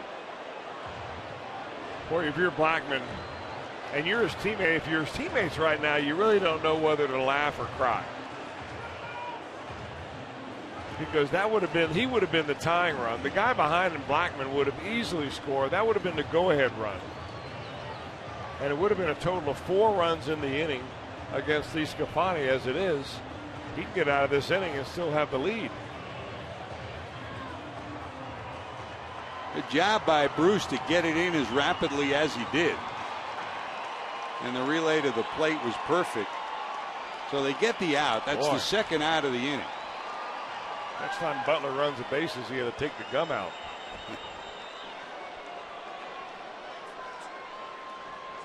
They're going to score at a single, and 9-4-2 is the putout. So sitting at second is LeMahieu. So second and third, 2 away. Top backhand out of play by Tulowitzki.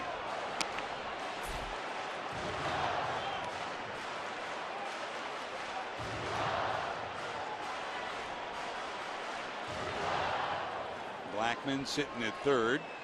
He singled. LeMahieu at second with 2 outs.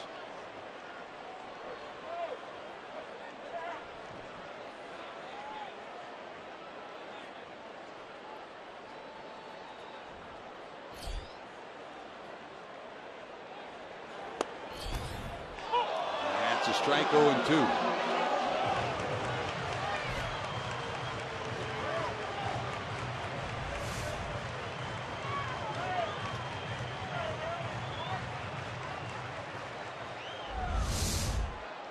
If you're going to get that call, go right back down there again.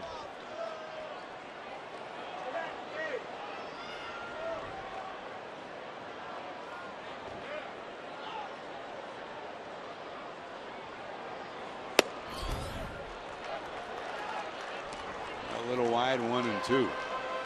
This is that point in the game, Chris, where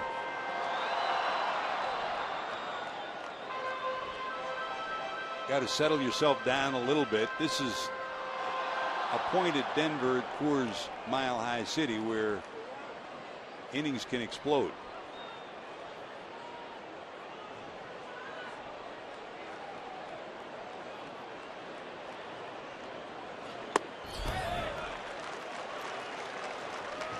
And missed by much, 2-2. Yeah, just a little bit of a case of overthrowing though right there. Because Barnhart, the catcher, wanted that ball up and in, and it ended up low and away. And right now it seems like DeSclafani's trying to power his way out of this inning.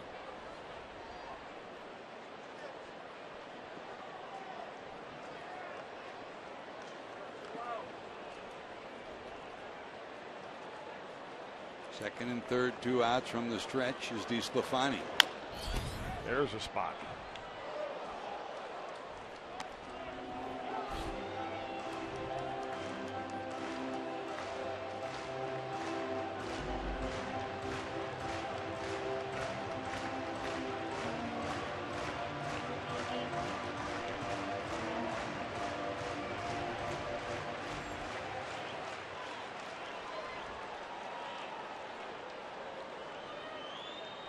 Blackman off third, LeMahieu off second. And then they roll through the signs a third time, and they'll get together.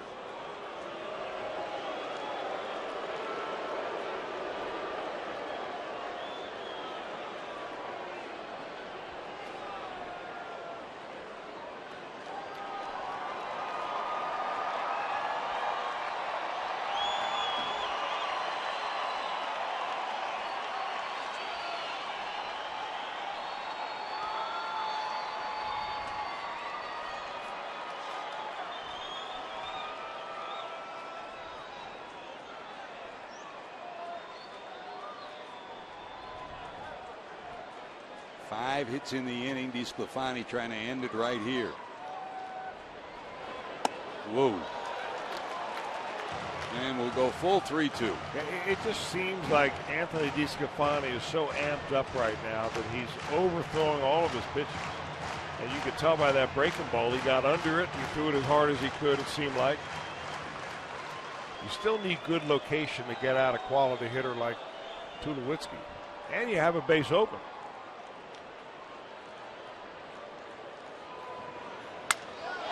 That's a foul ball. What did Robin Roberts tell you? Well, he told me a lot of things, but one of which would be, you know, location is the most important thing of all.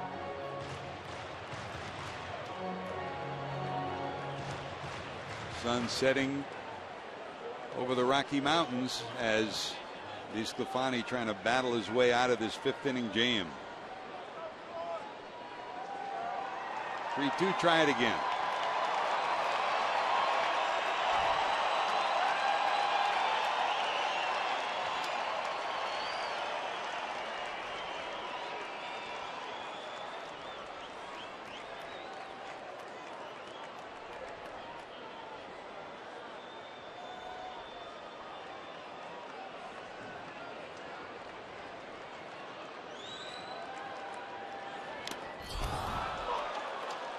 Fouled off. One more time at 3-2. 8 pitches in the at bat. Here comes number 9. This is one of these grow up at bats for a young pitcher like DeSclafani. Under pressure, really good hitter at the plate.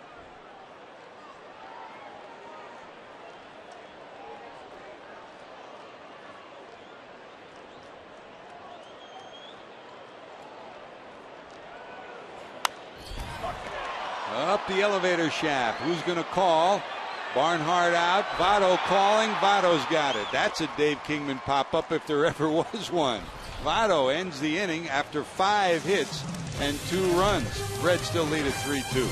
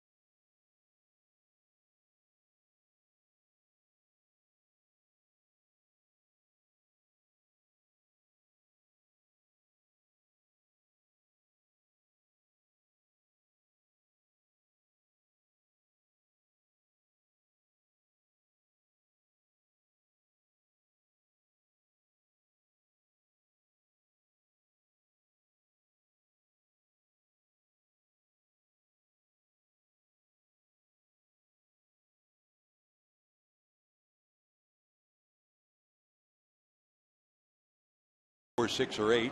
Enjoy access to an outdoor bar, all-inclusive food and non-alcoholic beverages in the Champions Club and more. Purchase your tickets today. Call 513-765-7600 or visit reds.com/groups.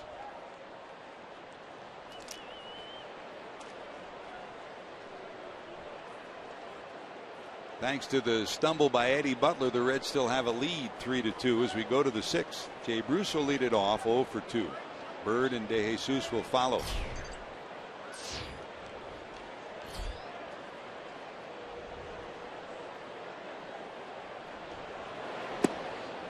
After a horrible start the last 2 months, Jay is hit at the 300 level to get his average Up to 251 coming into today. Now sits at 247 after the 0 for 2. And you talk about how strange this game can be. You'd think for a guy that sprays the ball left and right in the outfield that he'd be pretty successful here. You see his numbers in July at 306. But he's always struggled here. He's a 159 career hitter at Coors Field coming in. You wonder if that's a mental thing, where you come in here and you know the numbers your teammates are putting up and other players are putting up, and you just try too hard. Rip towards the corner. It's going to be one hop against the wall, rounding first, going to second. He'll have 2 and will hold there. So Jay Bruce delivers a 2-base hit to lead off the 6th. All over that one into the corner.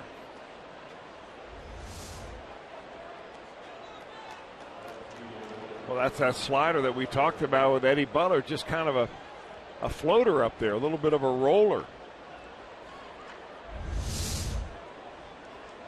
Boy, that outfield warning track is hard, isn't it? Every ball that's hit, it just springs off it.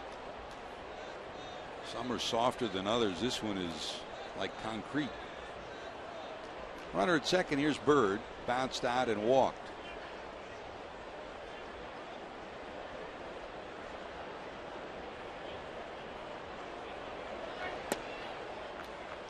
Breaking ball down and away for ball 1.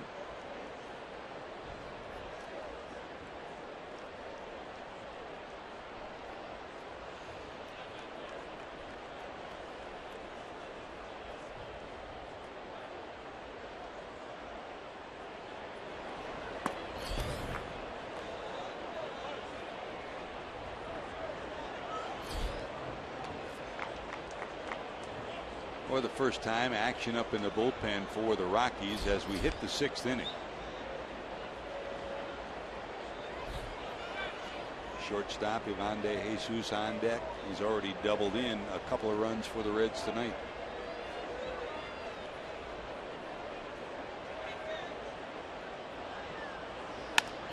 Dribbled back through the middle. Tulowitzki, quick flip to first, got him. The runner advances to third.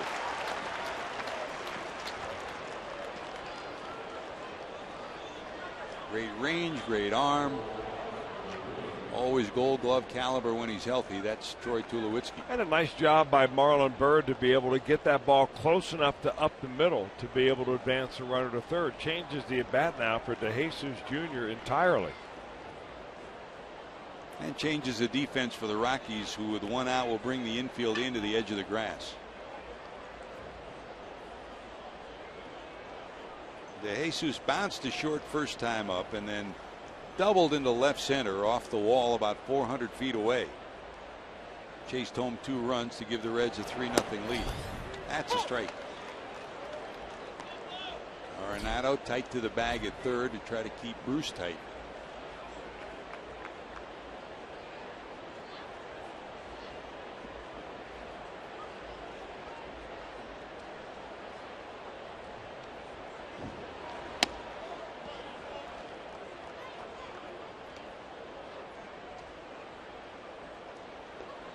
Barnhart on deck for the Reds.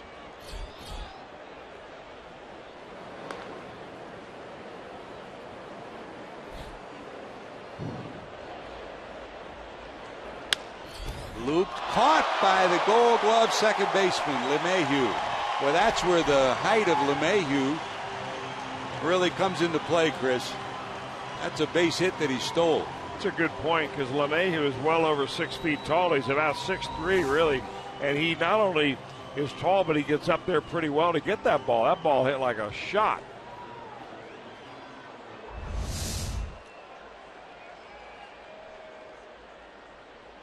So with Barnhart, the 7th batter in the lineup up, they'll intentionally walk him for the 2nd time. And that'll bring up DeSclafani.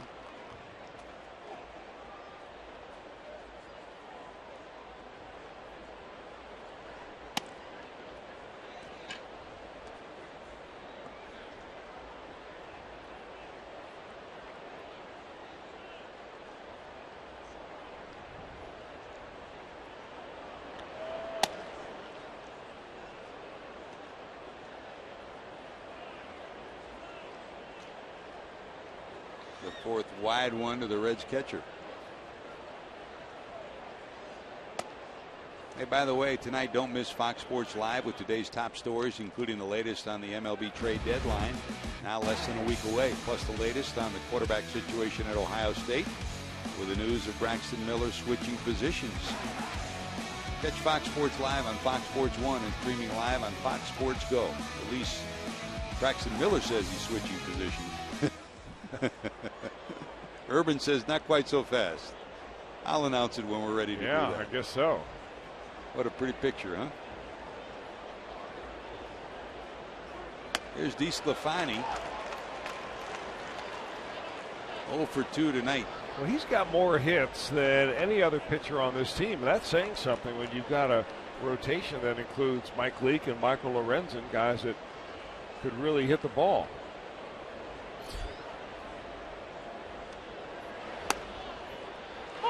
Breaking ball drops in there, 0-2. So a leadoff double, and so far the Reds have not been able to get Jay Bruce in.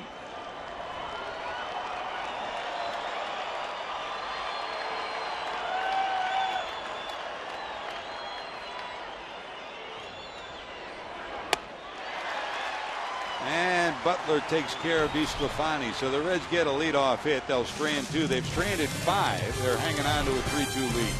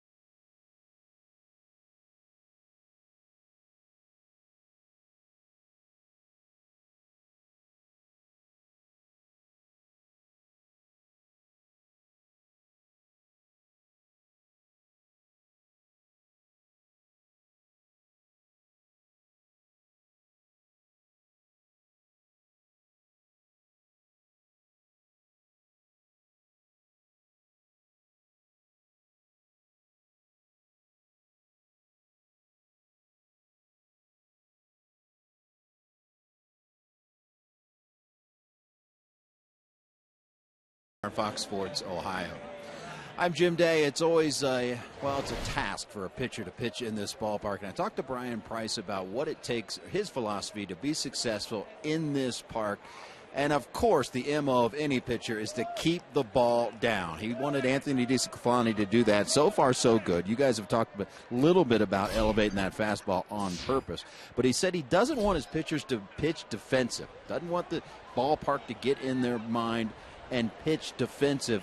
And one of the biggest keys, and you guys touched on this, is pitch inside. Don't be afraid to pitch inside, particularly against those big right-handers in the middle of the lineup.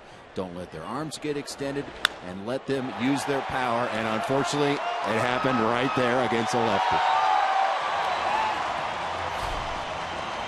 You're right, JD. Boy, did he unload on that. The 15th homer of the season for Carlos Gonzalez. He put the hammer on that one. And we've got a brand new ball game tied at 3. A leadoff homer here in the 6th.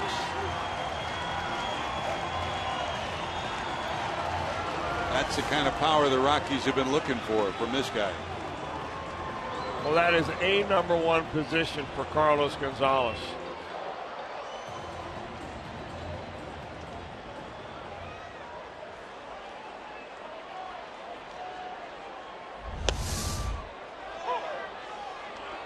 15 homers, 40 knocked in for the right fielder for the Rockies, and we're tied at 3. He's homered in each of the last 2 games, so he may be coming alive.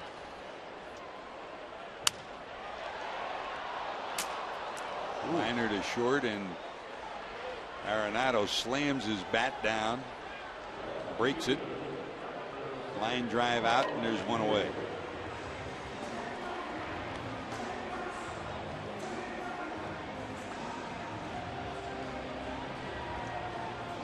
Here's Dickerson, walked his first time up, singled to left in the 5th. That started the 2-run rally for the Rockies.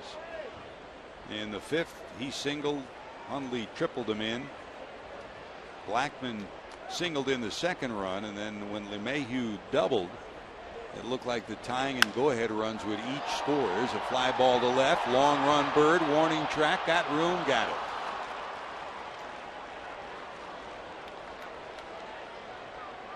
You know, they're hitting the ball pretty well off DeSclafani in this inning. I'm wondering, George, if that last inning didn't take a little more out of him than it appeared. You're not kidding.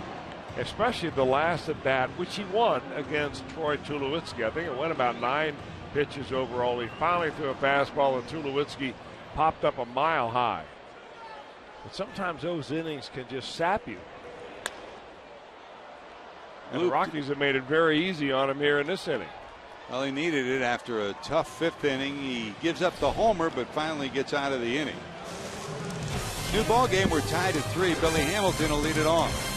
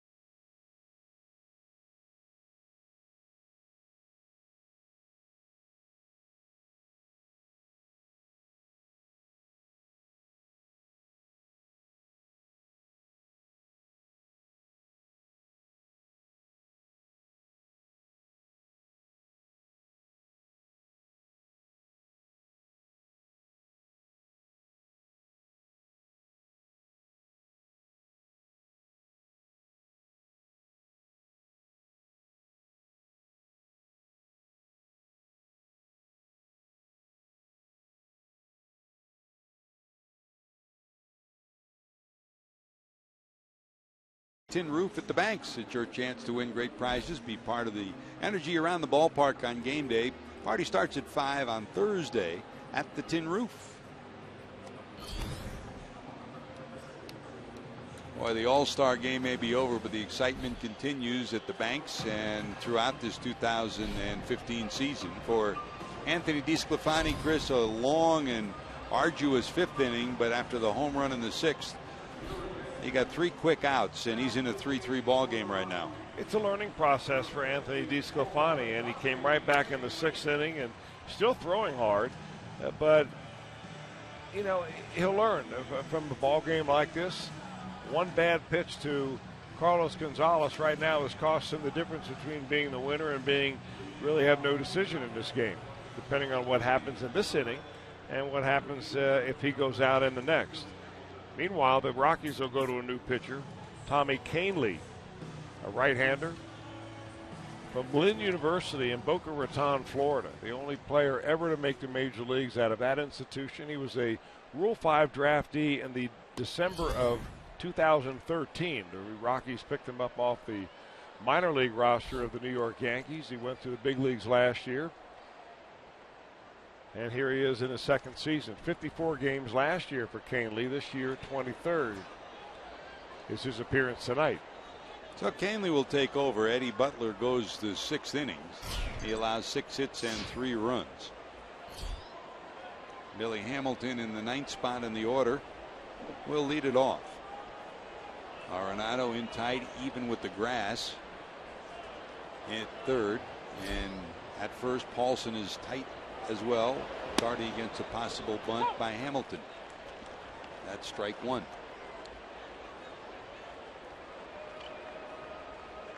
Brandon Phillips on deck for the Reds. Joey Votto to follow.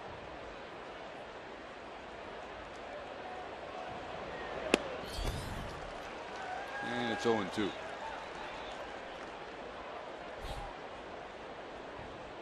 Rocky bullpen and the Reds bullpen are very similar in a lot of respects. Each has blown 8 saves. They're 13th and 14th in the league in terms of earned run average. And Chris, over the years, if there's been a tough job in baseball, it's being a bullpenner in Denver. Well, you can run into a lot of them because starters rarely throw complete games. They rarely go deep into a game. They give you 6 or 7, even, rarely 8 innings. So every night is a bullpen night, or just about. Canley pulls the string on that one. Canley's kind of an interesting pitcher because he's really primarily a fastball changeup pitcher. Doesn't throw much of a slider at all, only about 3% sliders. Everything else is a fastball. This year averaging nearly 97 miles an hour, and a changeup about 10 miles an hour slower. Here's Brandon. He bounced to first, doubled in the 4th to center field. That started the Reds rally that produced 3 runs, and he bounced out last time up to short. Down the right field line, curving. It'll be foul and out of play.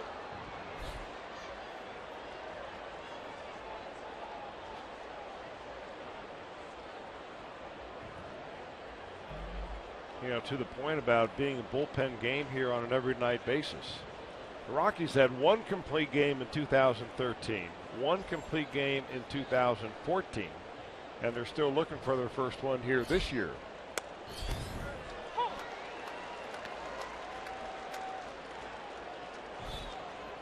No balls, 2 strikes so far. Canley throwing strikes against the Reds. I hope they have unlimited minutes on that bullpen phone.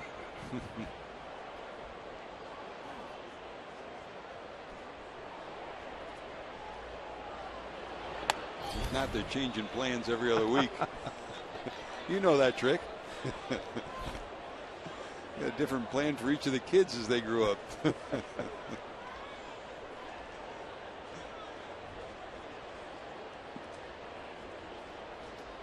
One notch behind the Reds in terms of earned run average. That's up high. And really, it helps if you're going to be a bullpenner to have somebody that's done it before. And Darren Holmes is the bullpen coach here. He, of course, pitched here, and he's been through it before. He knows what it's like to be out there in this city.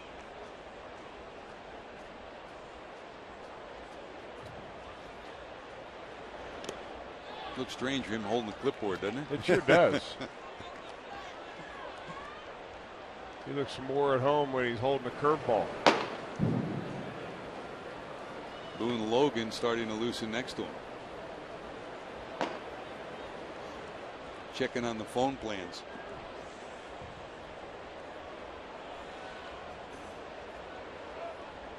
Full count. And he comes back to strike out Phillips. 2 away. Hey, take a break from work Thursday. That's August the 6th, and enjoy lunch and baseball at the ballpark with the Paycor Business Day Special. You can get a Reds ticket plus $10 in concession credits for only $20 for tickets. Visit reds.com/skipwork. Some restrictions apply.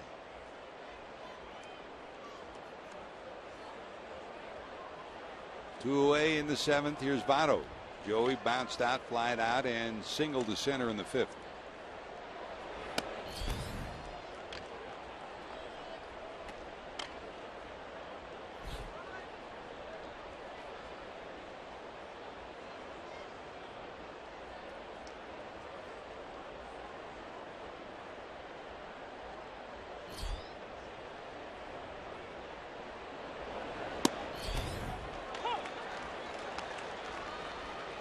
and a strike.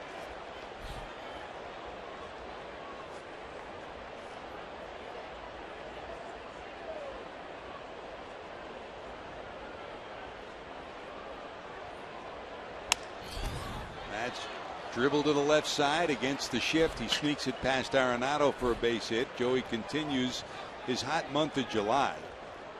He came in #1 in on base percentage at .480, and he's 2 for 4 again tonight.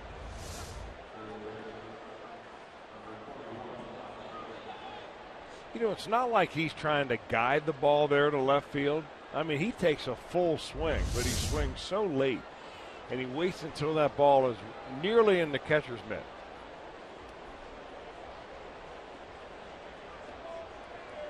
Go ahead, runner down at first. Here's Frazier. Flied out. Doubled in a run in the 4th and bounced out in the 5th.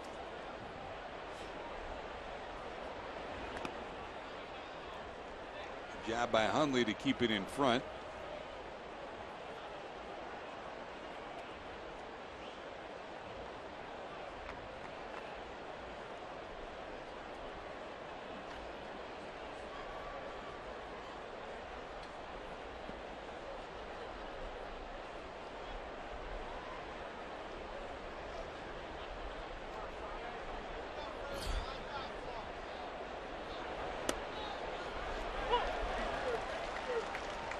Evens at 1-1. There's the changeup.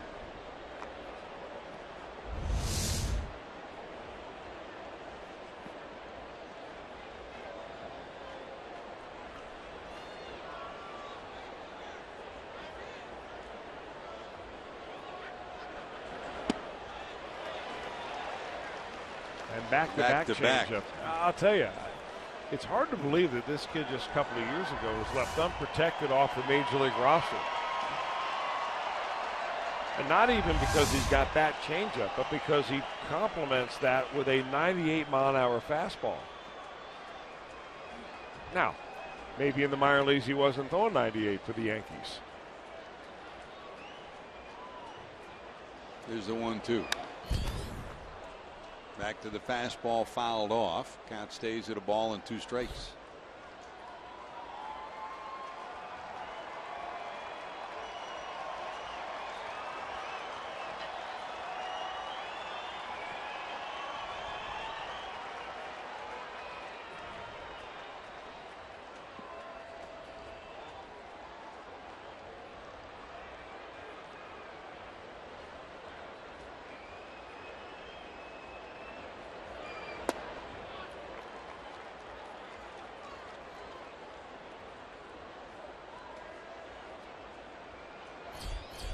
Jay Bruce on deck.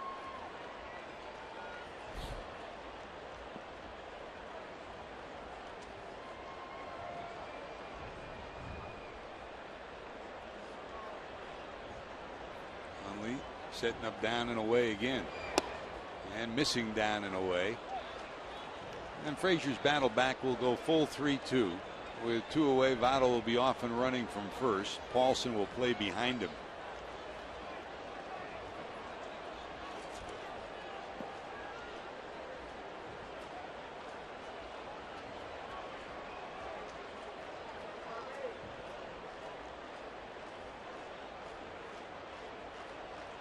There goes Votto, and fouled off by Frazier.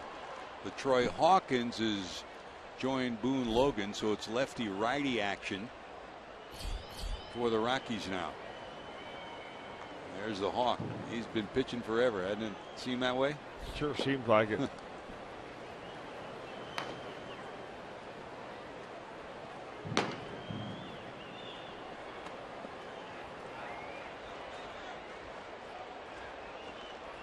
Try it again, 3-2.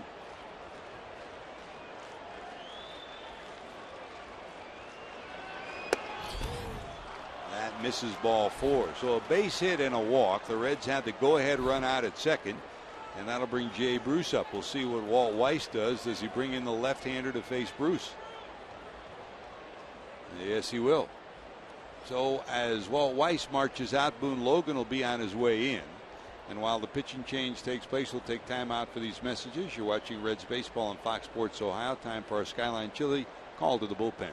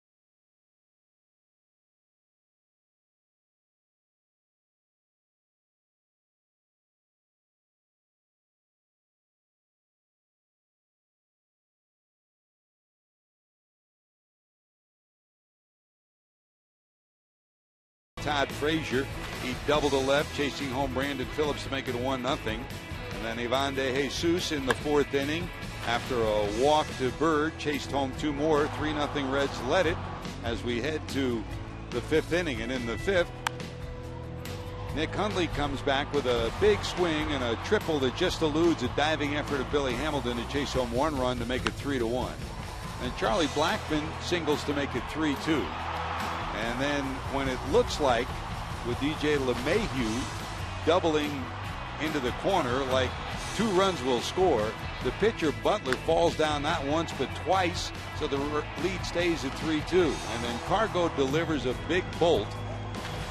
Carlos Gonzalez 15th home run, that ties the game at 3, and that's where we stand right now. Here's Boone Logan to face the Reds right fielder Jay Bruce. Chris. Well, lefty on lefty right here, you would figure that it would be definitely in the favor of the Rockies, but maybe not so.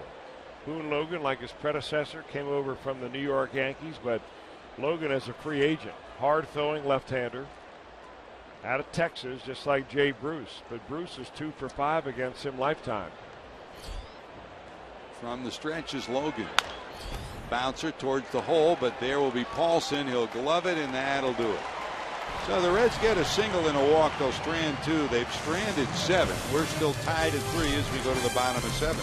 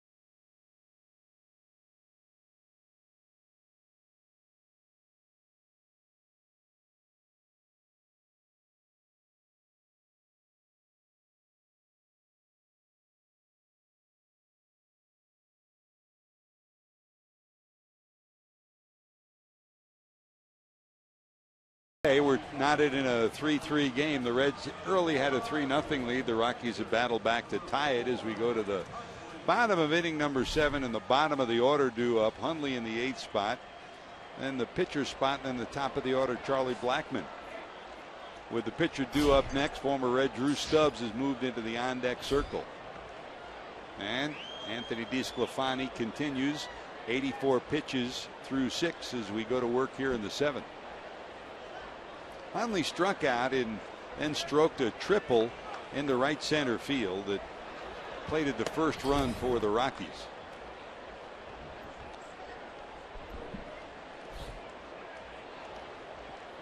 And as the inning starts, there is action in the Reds bullpen. DeSclafani approaching 90 pitches here in Denver. There's a line drive to right. Here comes Bruce. Got it.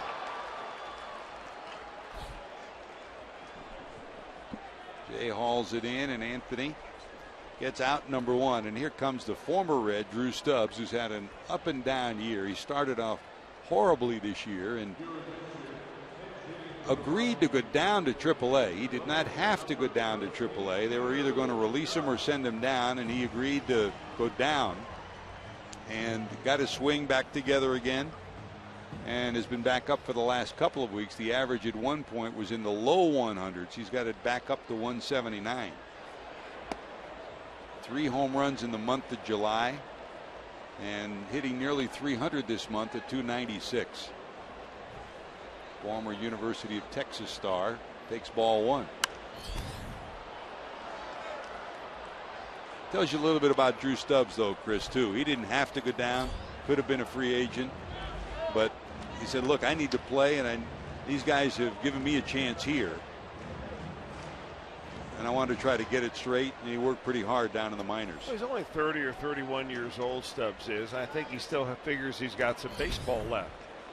But just think about all the promise that Reds fans held for Drew Stubbs and vice versa. I mean, he had 40 stolen bases in 2011, hit 243, but still on base percentage up over 320, leadoff hitter most of the time. And I get the feeling that he never figured out whether he wanted to be a speed player or a power player. And he was kind of caught between hitting, 14, 15 home runs a year or trying to boost up that on base percentage by shortening up his swing. You know what, though? Throughout it all, a good guy, and I mean one of the best guys that you will meet as far as true-hearted, good teammate, really cares about people. Now, one by one, the Reds, who knew Stubbs from his days in Cincinnati, came out for batting practice and marched across the field to welcome him back to the major leagues. A guy who's worked very hard and been first class no matter where he's been. Flies out for the second out of the inning, and here's Charlie Blackmon. Blackmon bounced to second, then popped to Frazier at third, and singled to center to knock in the second run for the Rockies in the 5th inning. Doesn't get cheated, does he? Early in the count, he'll unload a swing and then shorten up and take what you give him late in the count. 1 for 3. Steps in at 292. Well, anytime you run up a leadoff hitter with the kind of home run power that Blackmon has, he gives you a different dimension to leading off. I mean, he's got an on base percentage way up there. It's over 360, but he's got 12 home runs.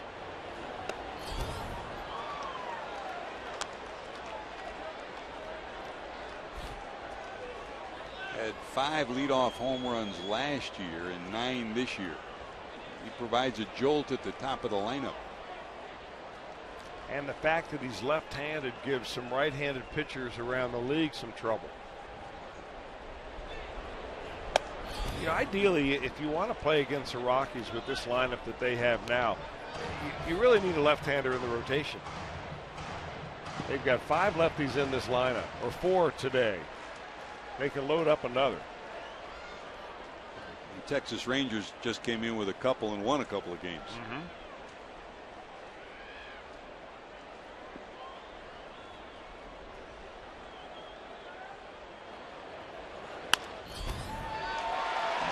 DeSclafani into center for a base hit. Blackman takes a big turn and then slams on the brakes. That would be a Coors Field double right there. Yep. When you hit a little ground ball that goes through the infield, and if the outfielder doesn't get to it quick, an alert base runner can steal his way into second base. Look how deep that Billy Hamilton is playing, but he's coming charging hard because he knows that Blackman is a leadoff hitter, and he just may take advantage. Larry Walker used to do that for a living here because he would play him so deep that he got so many doubles that never even reached the outfielder. Blackman's got 24 stolen bases in a tie game. You can't forget about him over at first. Here's LeMahieu, who walked, struck out, and then hit what he was credited with as a single off the wall. Really, it could have been scored a double, but because the pitcher, Butler, fell down, never advanced 2 bases, he was credited with only a single.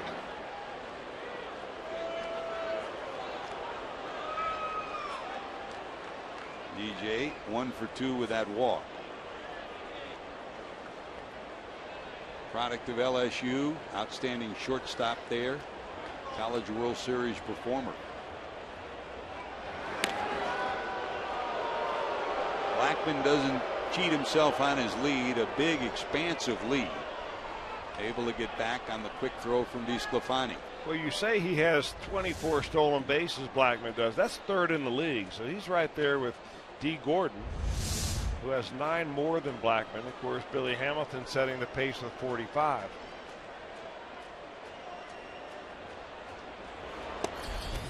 Strike on the inside corner to LeMahieu. That was a take all the way by LeMahieu, thinking that Blackman may be going. This is one area where DeSclafani has not really been able to figure out how to shut the running game down.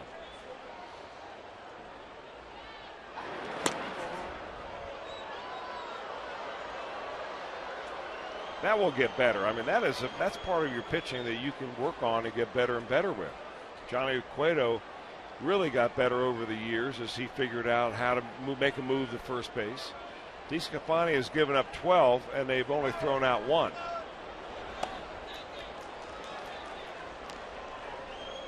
Count evens at 1-1. Well, after the pitch out, do you go now? You pitch out again? Or do you pitch out again? Here's the chess match between Walt Weiss and Brian Price. 6-inch or so bigger lead for Blackman. Not going. And it's 1-2.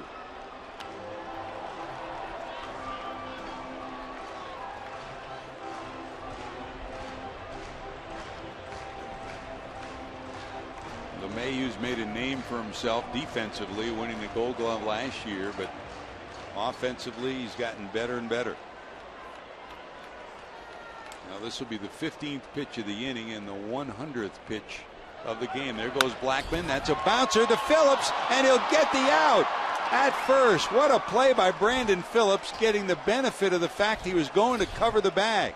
Had he not been going to second, it would have slipped through. Couldn't put the tag on, but he gets the out at first. Great play by Phillips, and we're still tied at 3.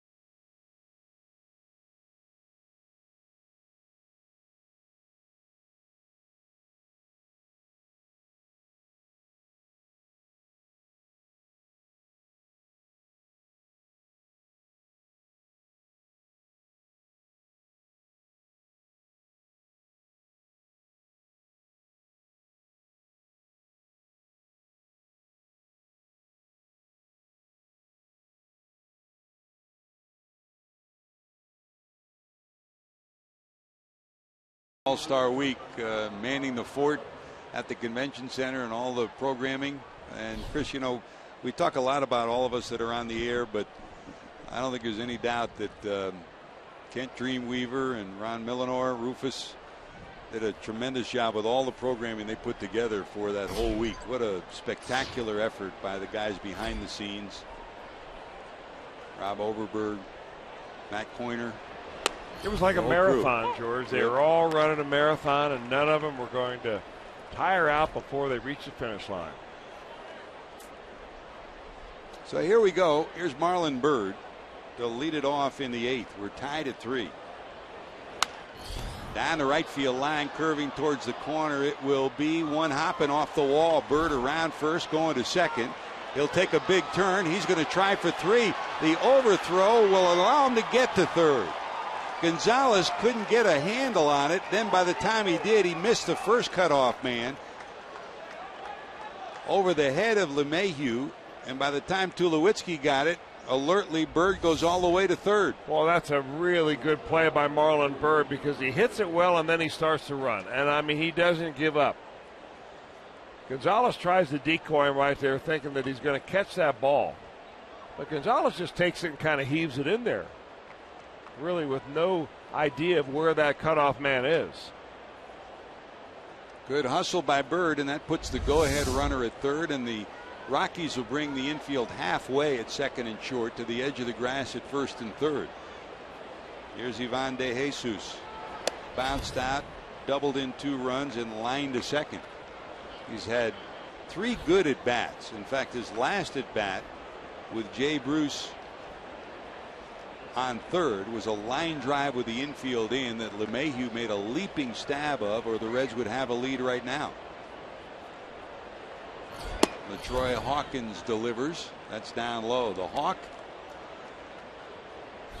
has said this will be his last year in Major League Baseball. Well, what a teammate he has been. How can he call it quits, George? He's still throwing 94 miles an hour. And he's only 42 years old. Heck, we could bring Chris Welch and Tim Lawler back. I don't think you want that combination again. Hey, Chris, you could talk about all the numbers. He's had over 1,000 appearances, 42 years of age. Of course, this is his second stint here in Denver.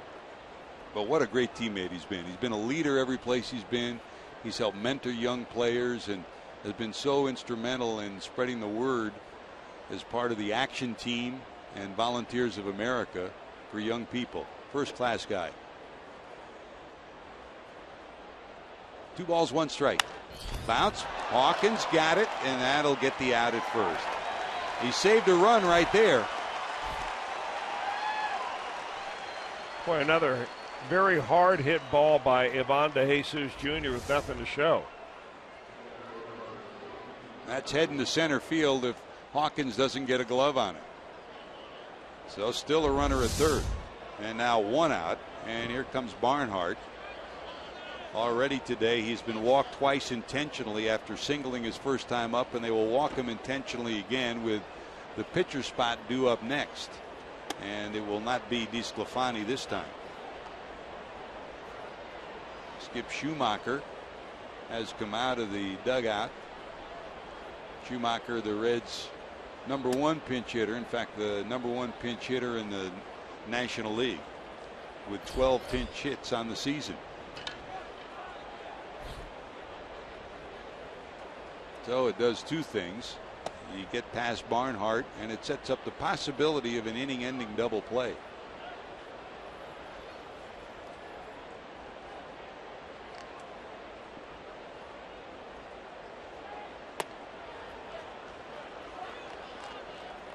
So here comes Skip.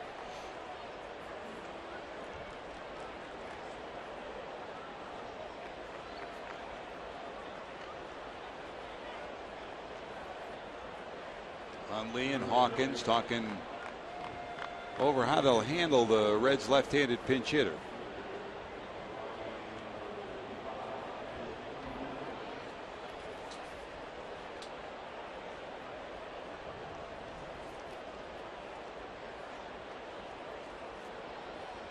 Steve Foster will come in and join the discussion.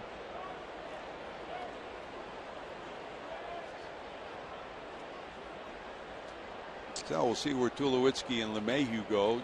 Expect them to be a double play depth middle of the infield.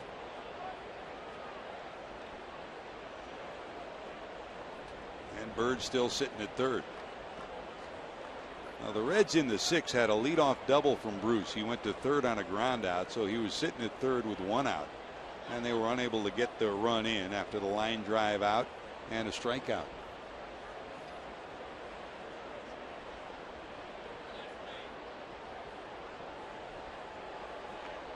Bird off third. Barnhart off first. Double play depth middle of the infield for the Rockies. Even at the grass at third is Arenado. Missing wide.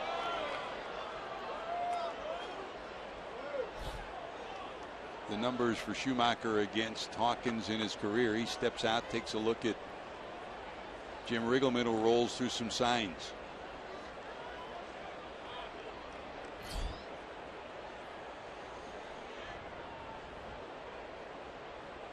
There goes the runner, and it's fouled off.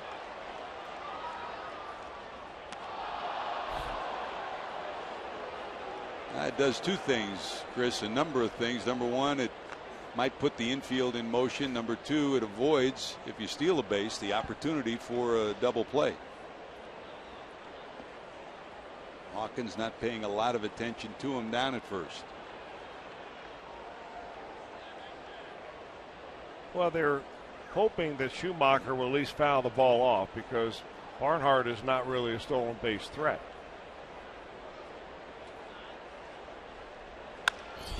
In the air to left, going back, turned around in the corner. It's going to be over the head of Dickerson, and 1 hop over the wall. That'll get a run in. Skip Schumacher delivers his 13th pinch hit of the season. It plates a run, and the Reds have taken a 4-3 lead here in the 8th. Boy, hit it very solidly. He did, and he just kind of stays inside out. Dickerson, not exactly Gold Glove material out there, but he got turned around twice as that ball gets bounced off of the warning track, and Waldo nearly missed being hit by that ball. You know what? If we can't find Waldo, the ball will. Good job by Schumacher. He gets the job done. So now he's in scoring position along with Barnhart. So second and third, still only 1 out. And here's Billy Hamilton. Slap foul.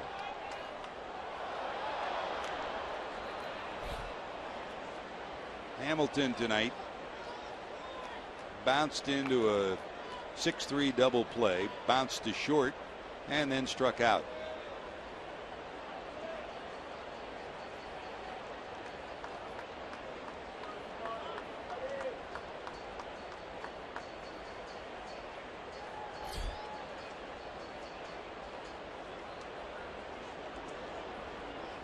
Hawkins to the stretch.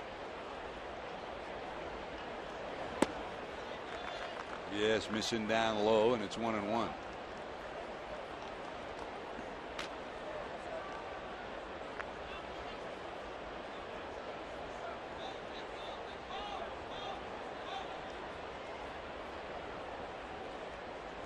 Outfield swung way around to the left. Dickerson's only about 30 feet from the foul line down the left field line. And Blackman's way over in left center field.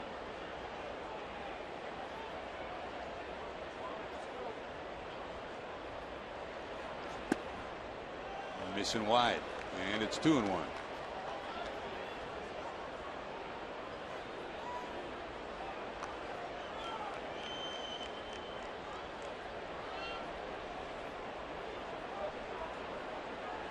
Brandon Phillips on deck for the Reds.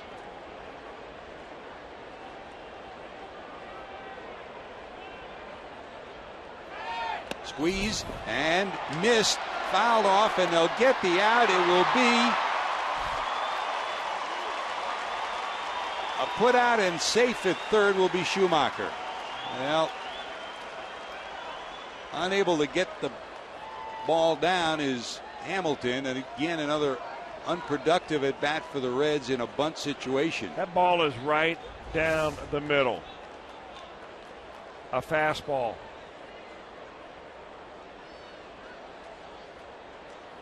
He's got to do something about his bunting. It's so much a part of his game. It has to be. And good job by Schumacher to get to third, but that's your second out of the inning, and the count is 2-2. That's ripped and a foul ball.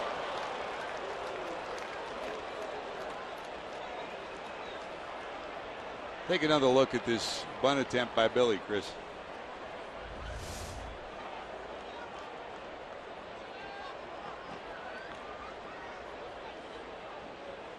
Dead to rights is Barnhart, and Schumacher does get to third.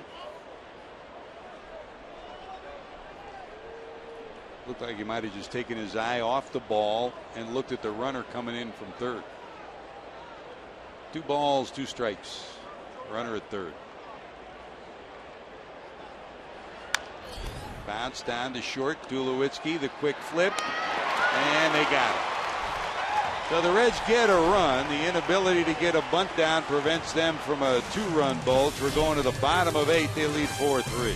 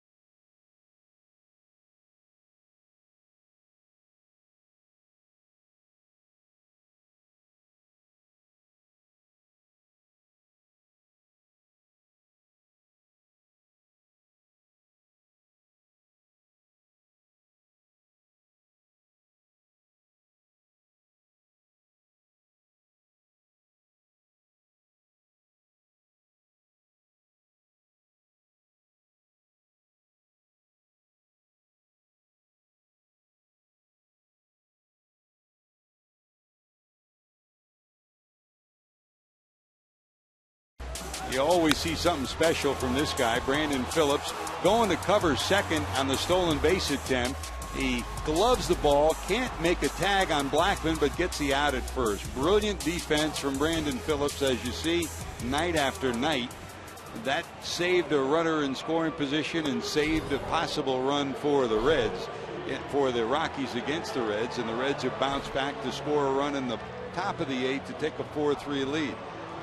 He may not have won the Gold Glove last year, but he's Gold Glove caliber every night he takes the field. Here's J.J. Hoover now as we go to the bottom of 8, trying to keep it right where it is. 44th appearance of the year. They'll face Tulowitzki, Gonzalez, and Nolan Arenado.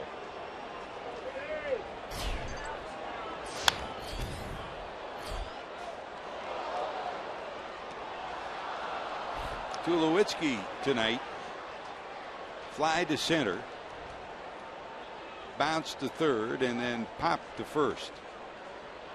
That last at bat in the 5th inning came with 2 runners in scoring position, and DeSclafani was able to get him for the final out of the inning. Trying to keep it right where it is the Reds' big right-hander.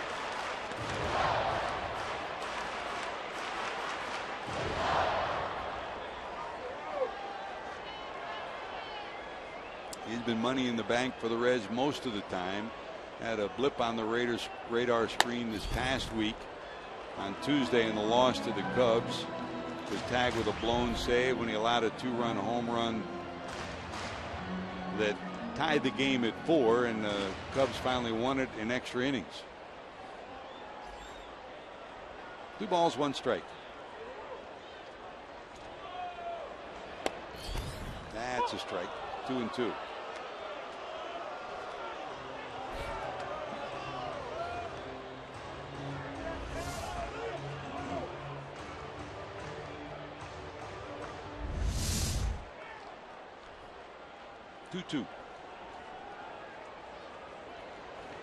Down and away, and they got him. Well, what a good looking pitch right there from J.J. Hoover. Tulowitzki's a really fine fastball hitter. You tease him just off the plate with a fastball that looks hittable but really isn't.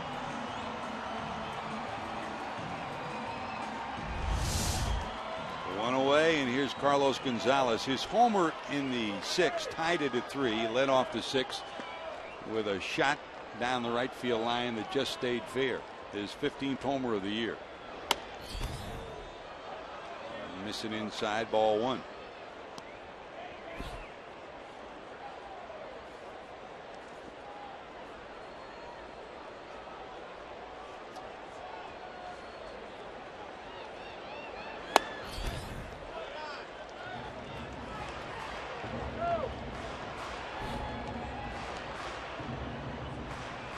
Gonzalez against Hoover, 0 for 3 in their previous matchups.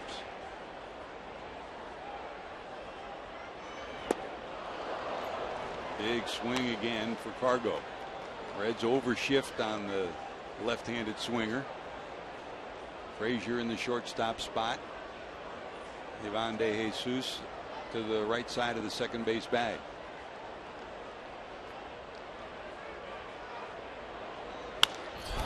This one hit deep to center. Back at the wall, looking up. We've got another tie game.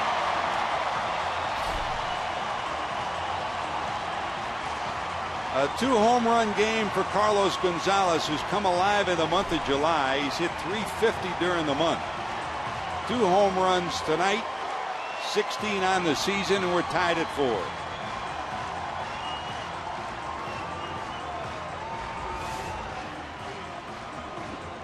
Well, only the 2nd home run given up by J.J. Hoover this year.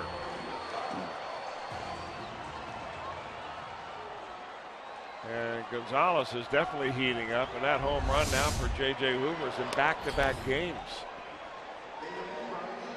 Separated by an off day. Gave one up against the Cubs, as you said, George, and one up now against Gonzalez that ties this baby at 4. In the air to right, Bruce at the warning track, looking up. It is off the wall.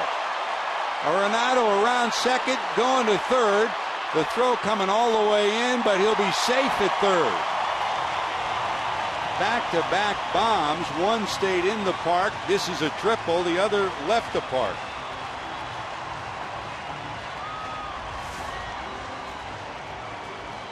I'll tell you, the way that Bruce turned on this ball, I thought it was going into the stands. Halfway up the scoreboard, took a big bounce off. And when it did that, that enabled Arenado to go all the way to third base. So now with one out in the bottom of the 8th inning.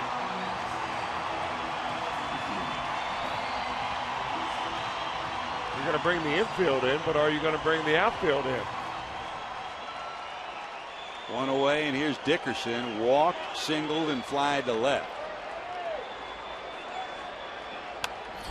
This one dribbled to the right side. It gets past the pitcher, Hoover, and the runner will be safe at first.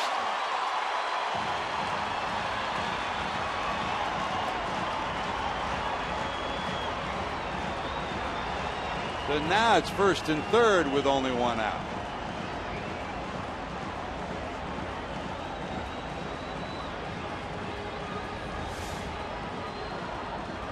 Well, Joey Votto leaves this ball alone because he figures J.J. Hoover's just going to bend over and pick that ball up.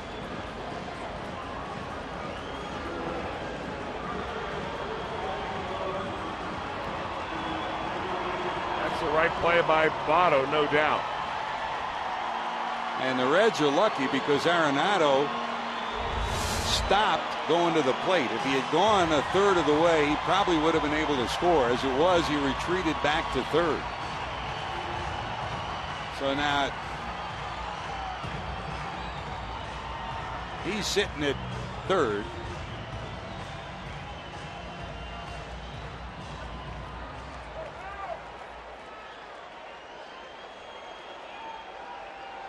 And here comes Paulson.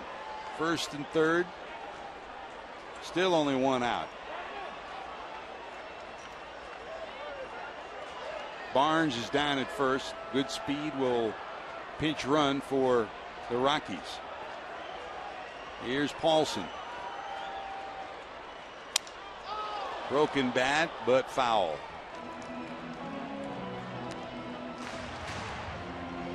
Paulson struck out, bounced into a fielder's choice, and flied out.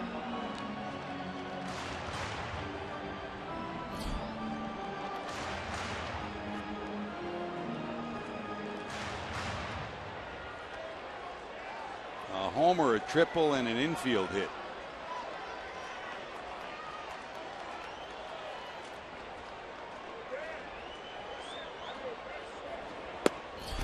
That's a strike. 0-2. The Reds will keep the double play in order, middle of the infield.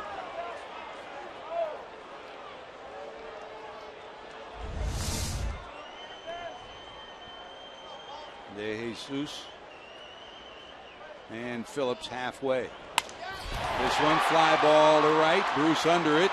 Arenado tagging. The throw coming all the way in will not be in time, and the Rockies take the lead 5-4. Jay Bruce made that a lot closer than it looked like it was going to be.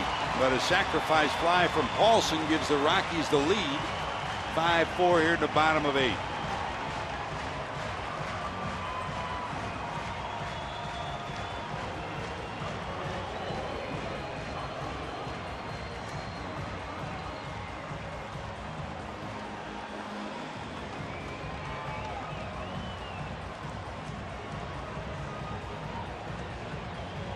A homer, a triple, a single, and a sacrifice fly, and the Rockies have come from one down to take a 5-4 lead.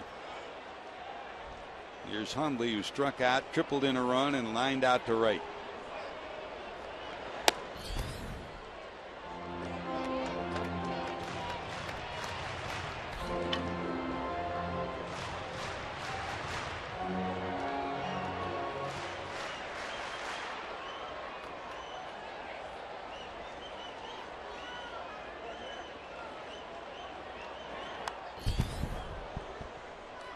Check swing fouled off. Ball and a strike.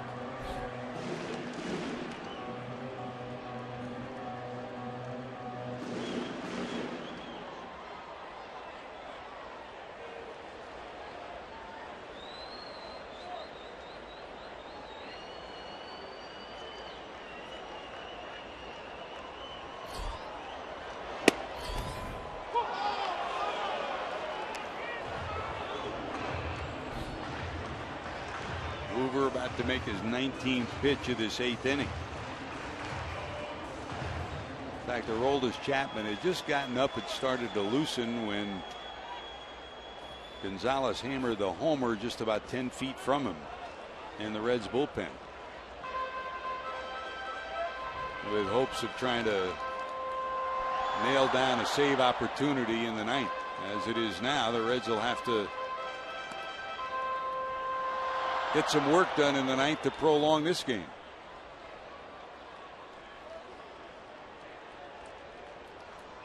Two.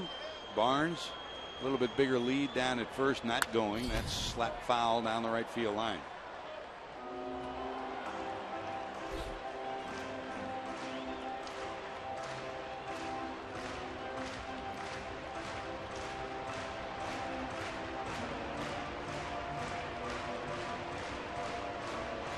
Been a quiet crowd for most of the night, but 37,184 here in Denver have had something to cheer about here in the 8th. Hoover to the stretch. 2-2. Swing and a miss. That'll do it. 2 strikeouts in the inning for Hoover, but a big home run from Cargo tied the game, and a sacrifice fly from Paulson gives the Rockies the lead going to the 9th.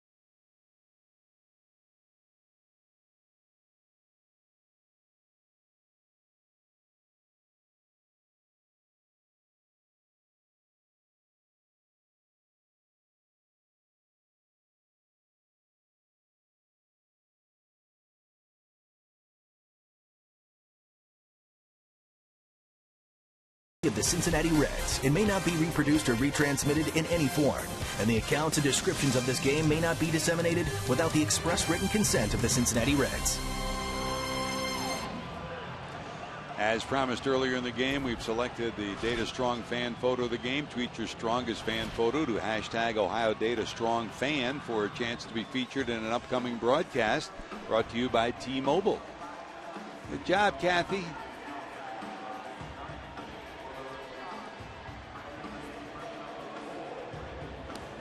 Well, the Reds need a rally here in the 9th. 5 runs, 10 hits, no errors. 4 runs for the Reds. Here's Brandon Barnes. He'll stay in the game in left field.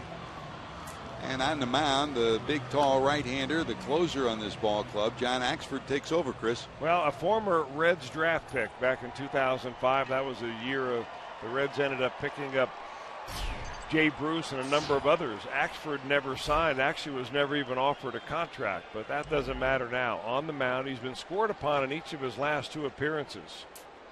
A blown save against the Texas Rangers a couple of days ago, and the day before yesterday, a loss in a ball game. He's got a long history against the Reds. All told, 16 of 18 in save opportunities this year, trying to save this one here in the 9th. Phillips, Votto, Frazier to get it rolling for the Reds in the 9th inning, the top of the order.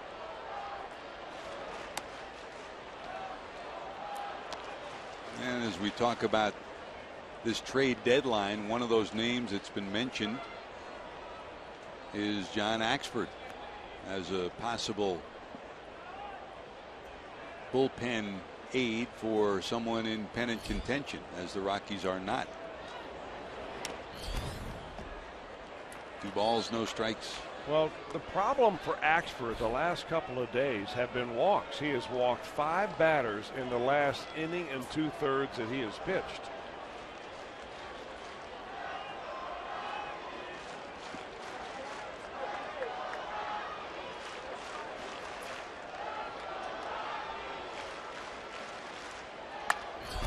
Bounce towards the hole, and Mayhew flags it down and makes the out. Well, that's a Gold Glove play right there. We've seen Brandon Phillips do it time and time again. This time Brandon has it done to him.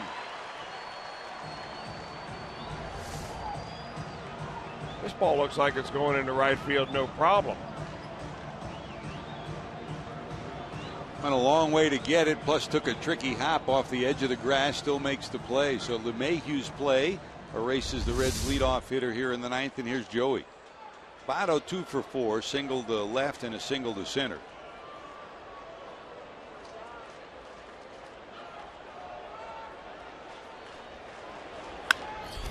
Left field towards the corner. Long run Barnes. It is going to be gone.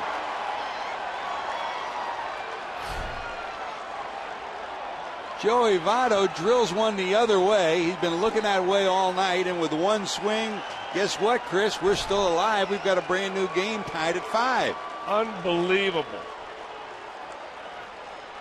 Joey Votto, who came into this ball game struggling so mightily in recent at-bats, last 12 game against the Rockies, makes up for all of those in one night. I mean, he just gets his ball down off his shoe tops from Axford, and I think he's as surprised as anybody that ball went out. First, when he went into second base, he wasn't sure where the ball went. Then he saw it in left field and stood on second base thinking it was a double. I think he thought it bounced off the warning track. He had to be told that it was a homer. Oh, okay. For Votto, home run number 18, run batted in number 46, and we're tied at 5. And here's Frazier. He doubled in a run in the 4th. 1 for 3 and a walk.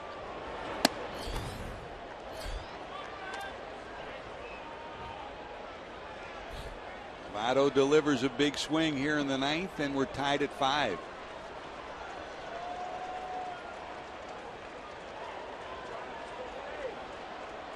One ball, one strike to Frazier.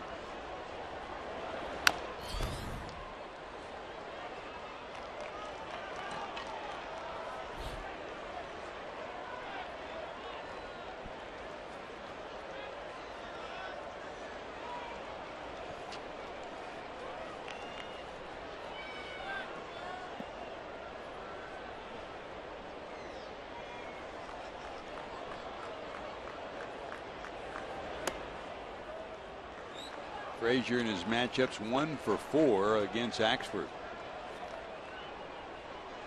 And that one was a home run.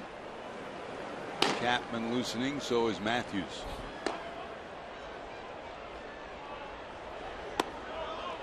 Just missing. We'll go full 3-2.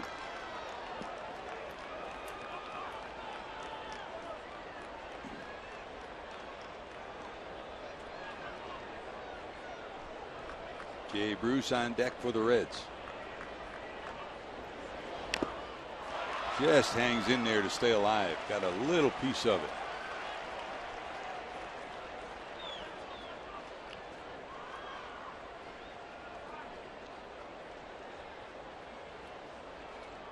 That guy can hit, Chris.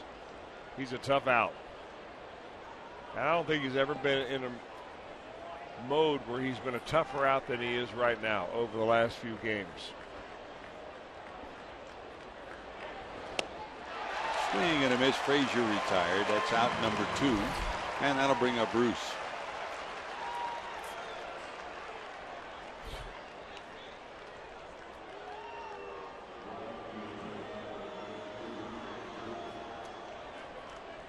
Johnny Cueto yelling out to his right fielder. Jay tonight bounced out, flied out, and double to right. Against Axford, 1 for 10. They'll overshift on him with Arenado in the shortstop spot.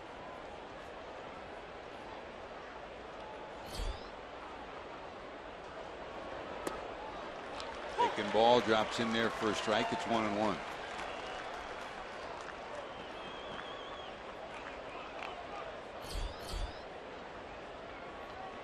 Marlon Byrd on deck.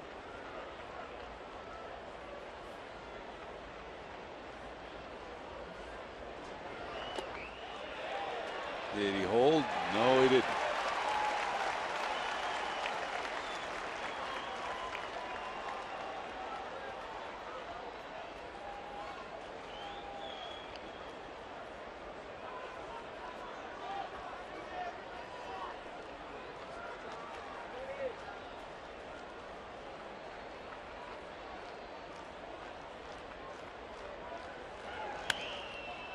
That's nubbed foul and out of play.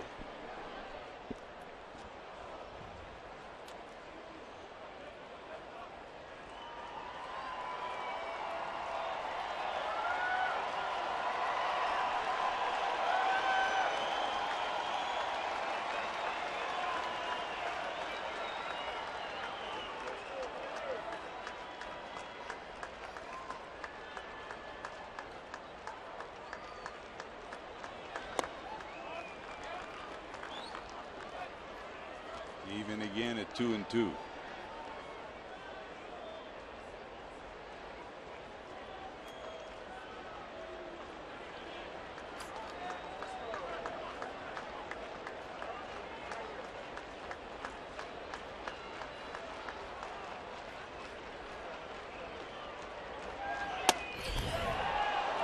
Go full, 3 balls, 2 strikes to Bruce.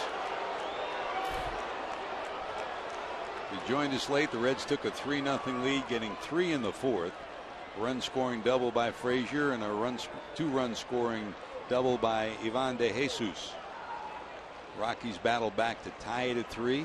Reds took a 4-3 lead. Rockies took a 5-4 lead. Now we're tied and we're going to the bottom of 9, tied at 5. Thanks to Joey Votto.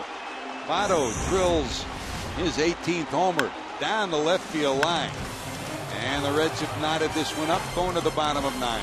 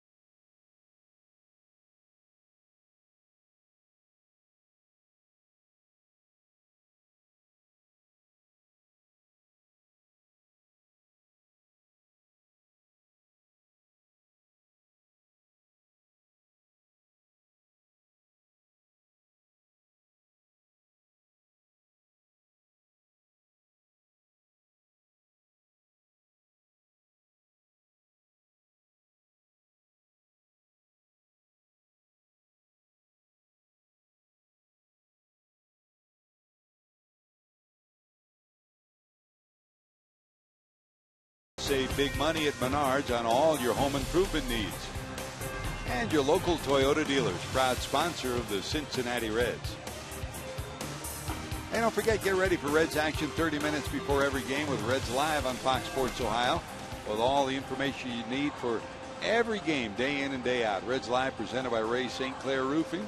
Don't forget, coming up after this one, hopefully it's a smiling side of the scoreboard that Jeff Pecoro and Brian Giesenslaw will be talking about. And we'll be back here tomorrow as we see Johnny Cueto take the mound, Chris.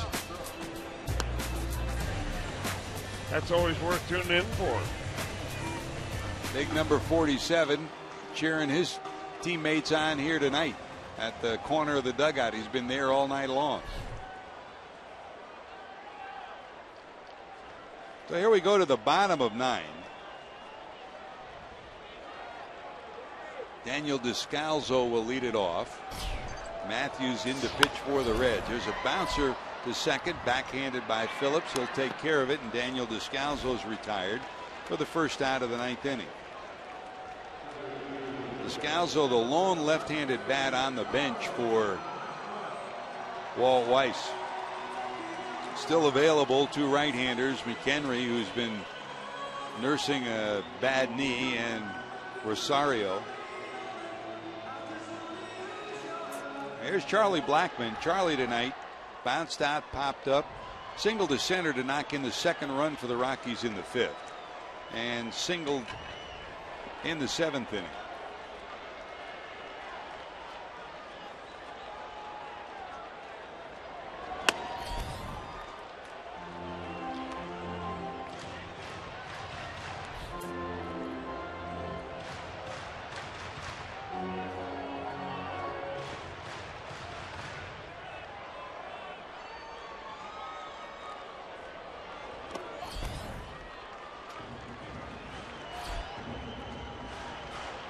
Balls, no strikes.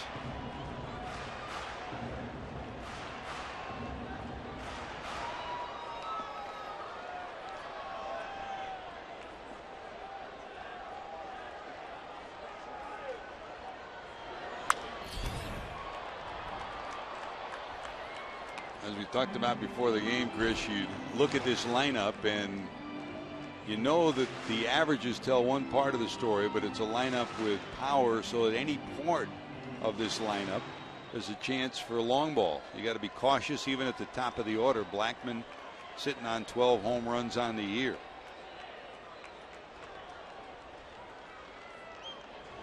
Showing bunt, dumps it down. Frazier, bare hand flip, not in time. It's a infield hit, a bunt hit by Blackmon.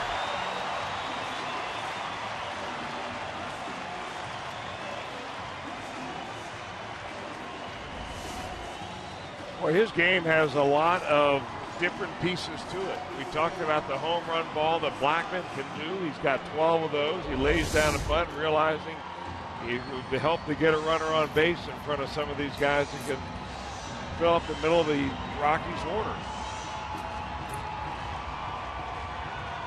In the 7th inning, when he singled with 2 outs, he was on the move trying to steal second when LeMahieu hit a hard shot right over the bag, and Phillips, because he was going to the bag to cover on the potential stolen base, was able to make the play and end the inning. You expect Blackmon to be going. He is. Here comes the throw in the dirt, but they get it down and they make the tag. Well, Brandon Phillips somehow picks this ball on a short hop and is able to put the tag on the runner. Now he's rung up there by the second base umpire, Hunter Wendelstedt. Take another look. And he got spiked in the process. Looks like and they're going to ask for a review. So we got a lot going on right here. Brandon gets spiked a little bit. Somewhere along the line, I'm not sure what he got. I guess it's his right knee. I think he got spiked on the left forearm, right up above the glove. Blackman's not moving. They're going to review this. But it looked as if he got the glove hand down and Blackman's spike went right in the wrist area, right in the forearm area.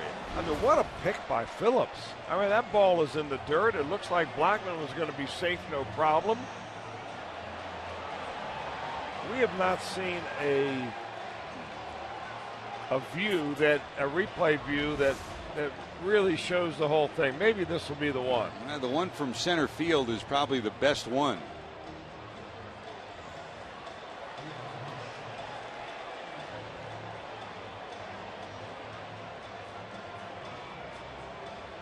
This one.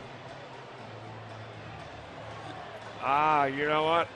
He looks like he got the glove down, but here's a little closer look. Does he get the glove on the foot? Boy, that is awfully close.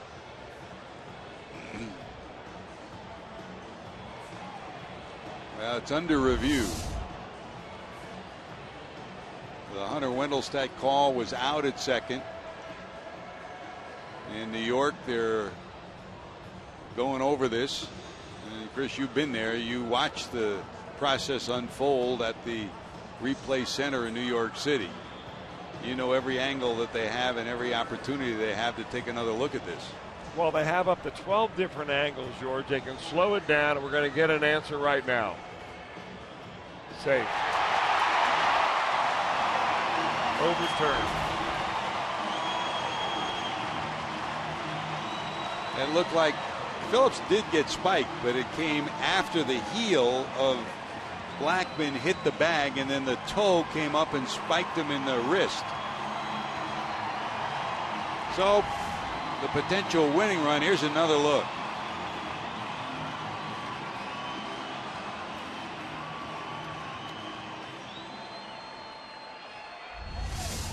Great effort by Brandon just to get a glove on the ball and make a play on it. They better watch Blackmon before he decides to take a big lead and maybe take third base.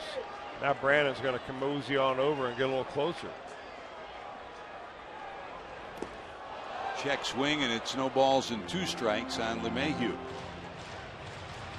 So stolen base number 25 for Blackmon on the year.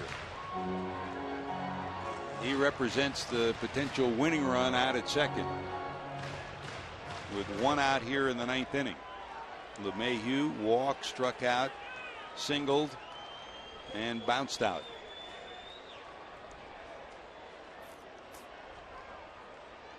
Matthews to the stretch. Phillips gloves it. The runner will go to third. They'll get the out at first.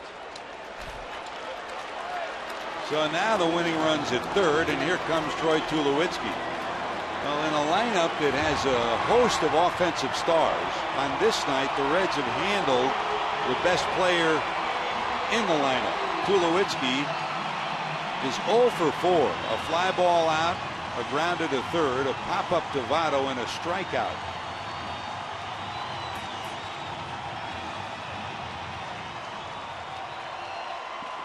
It's like playing Russian roulette with a revolver, though. Matthews trying to get Tulowitzki with the winning run at third. It kicks away. Barnhart down. The throw to the plate, not in time. Game over. Rockies win it on the wild pitch.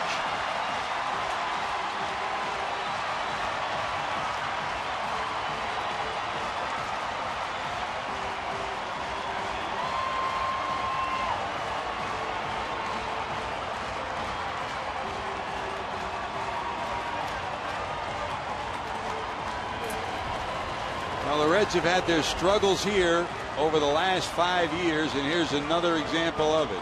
With a runner on third, the wild pitch in the dirt, the tag applied late.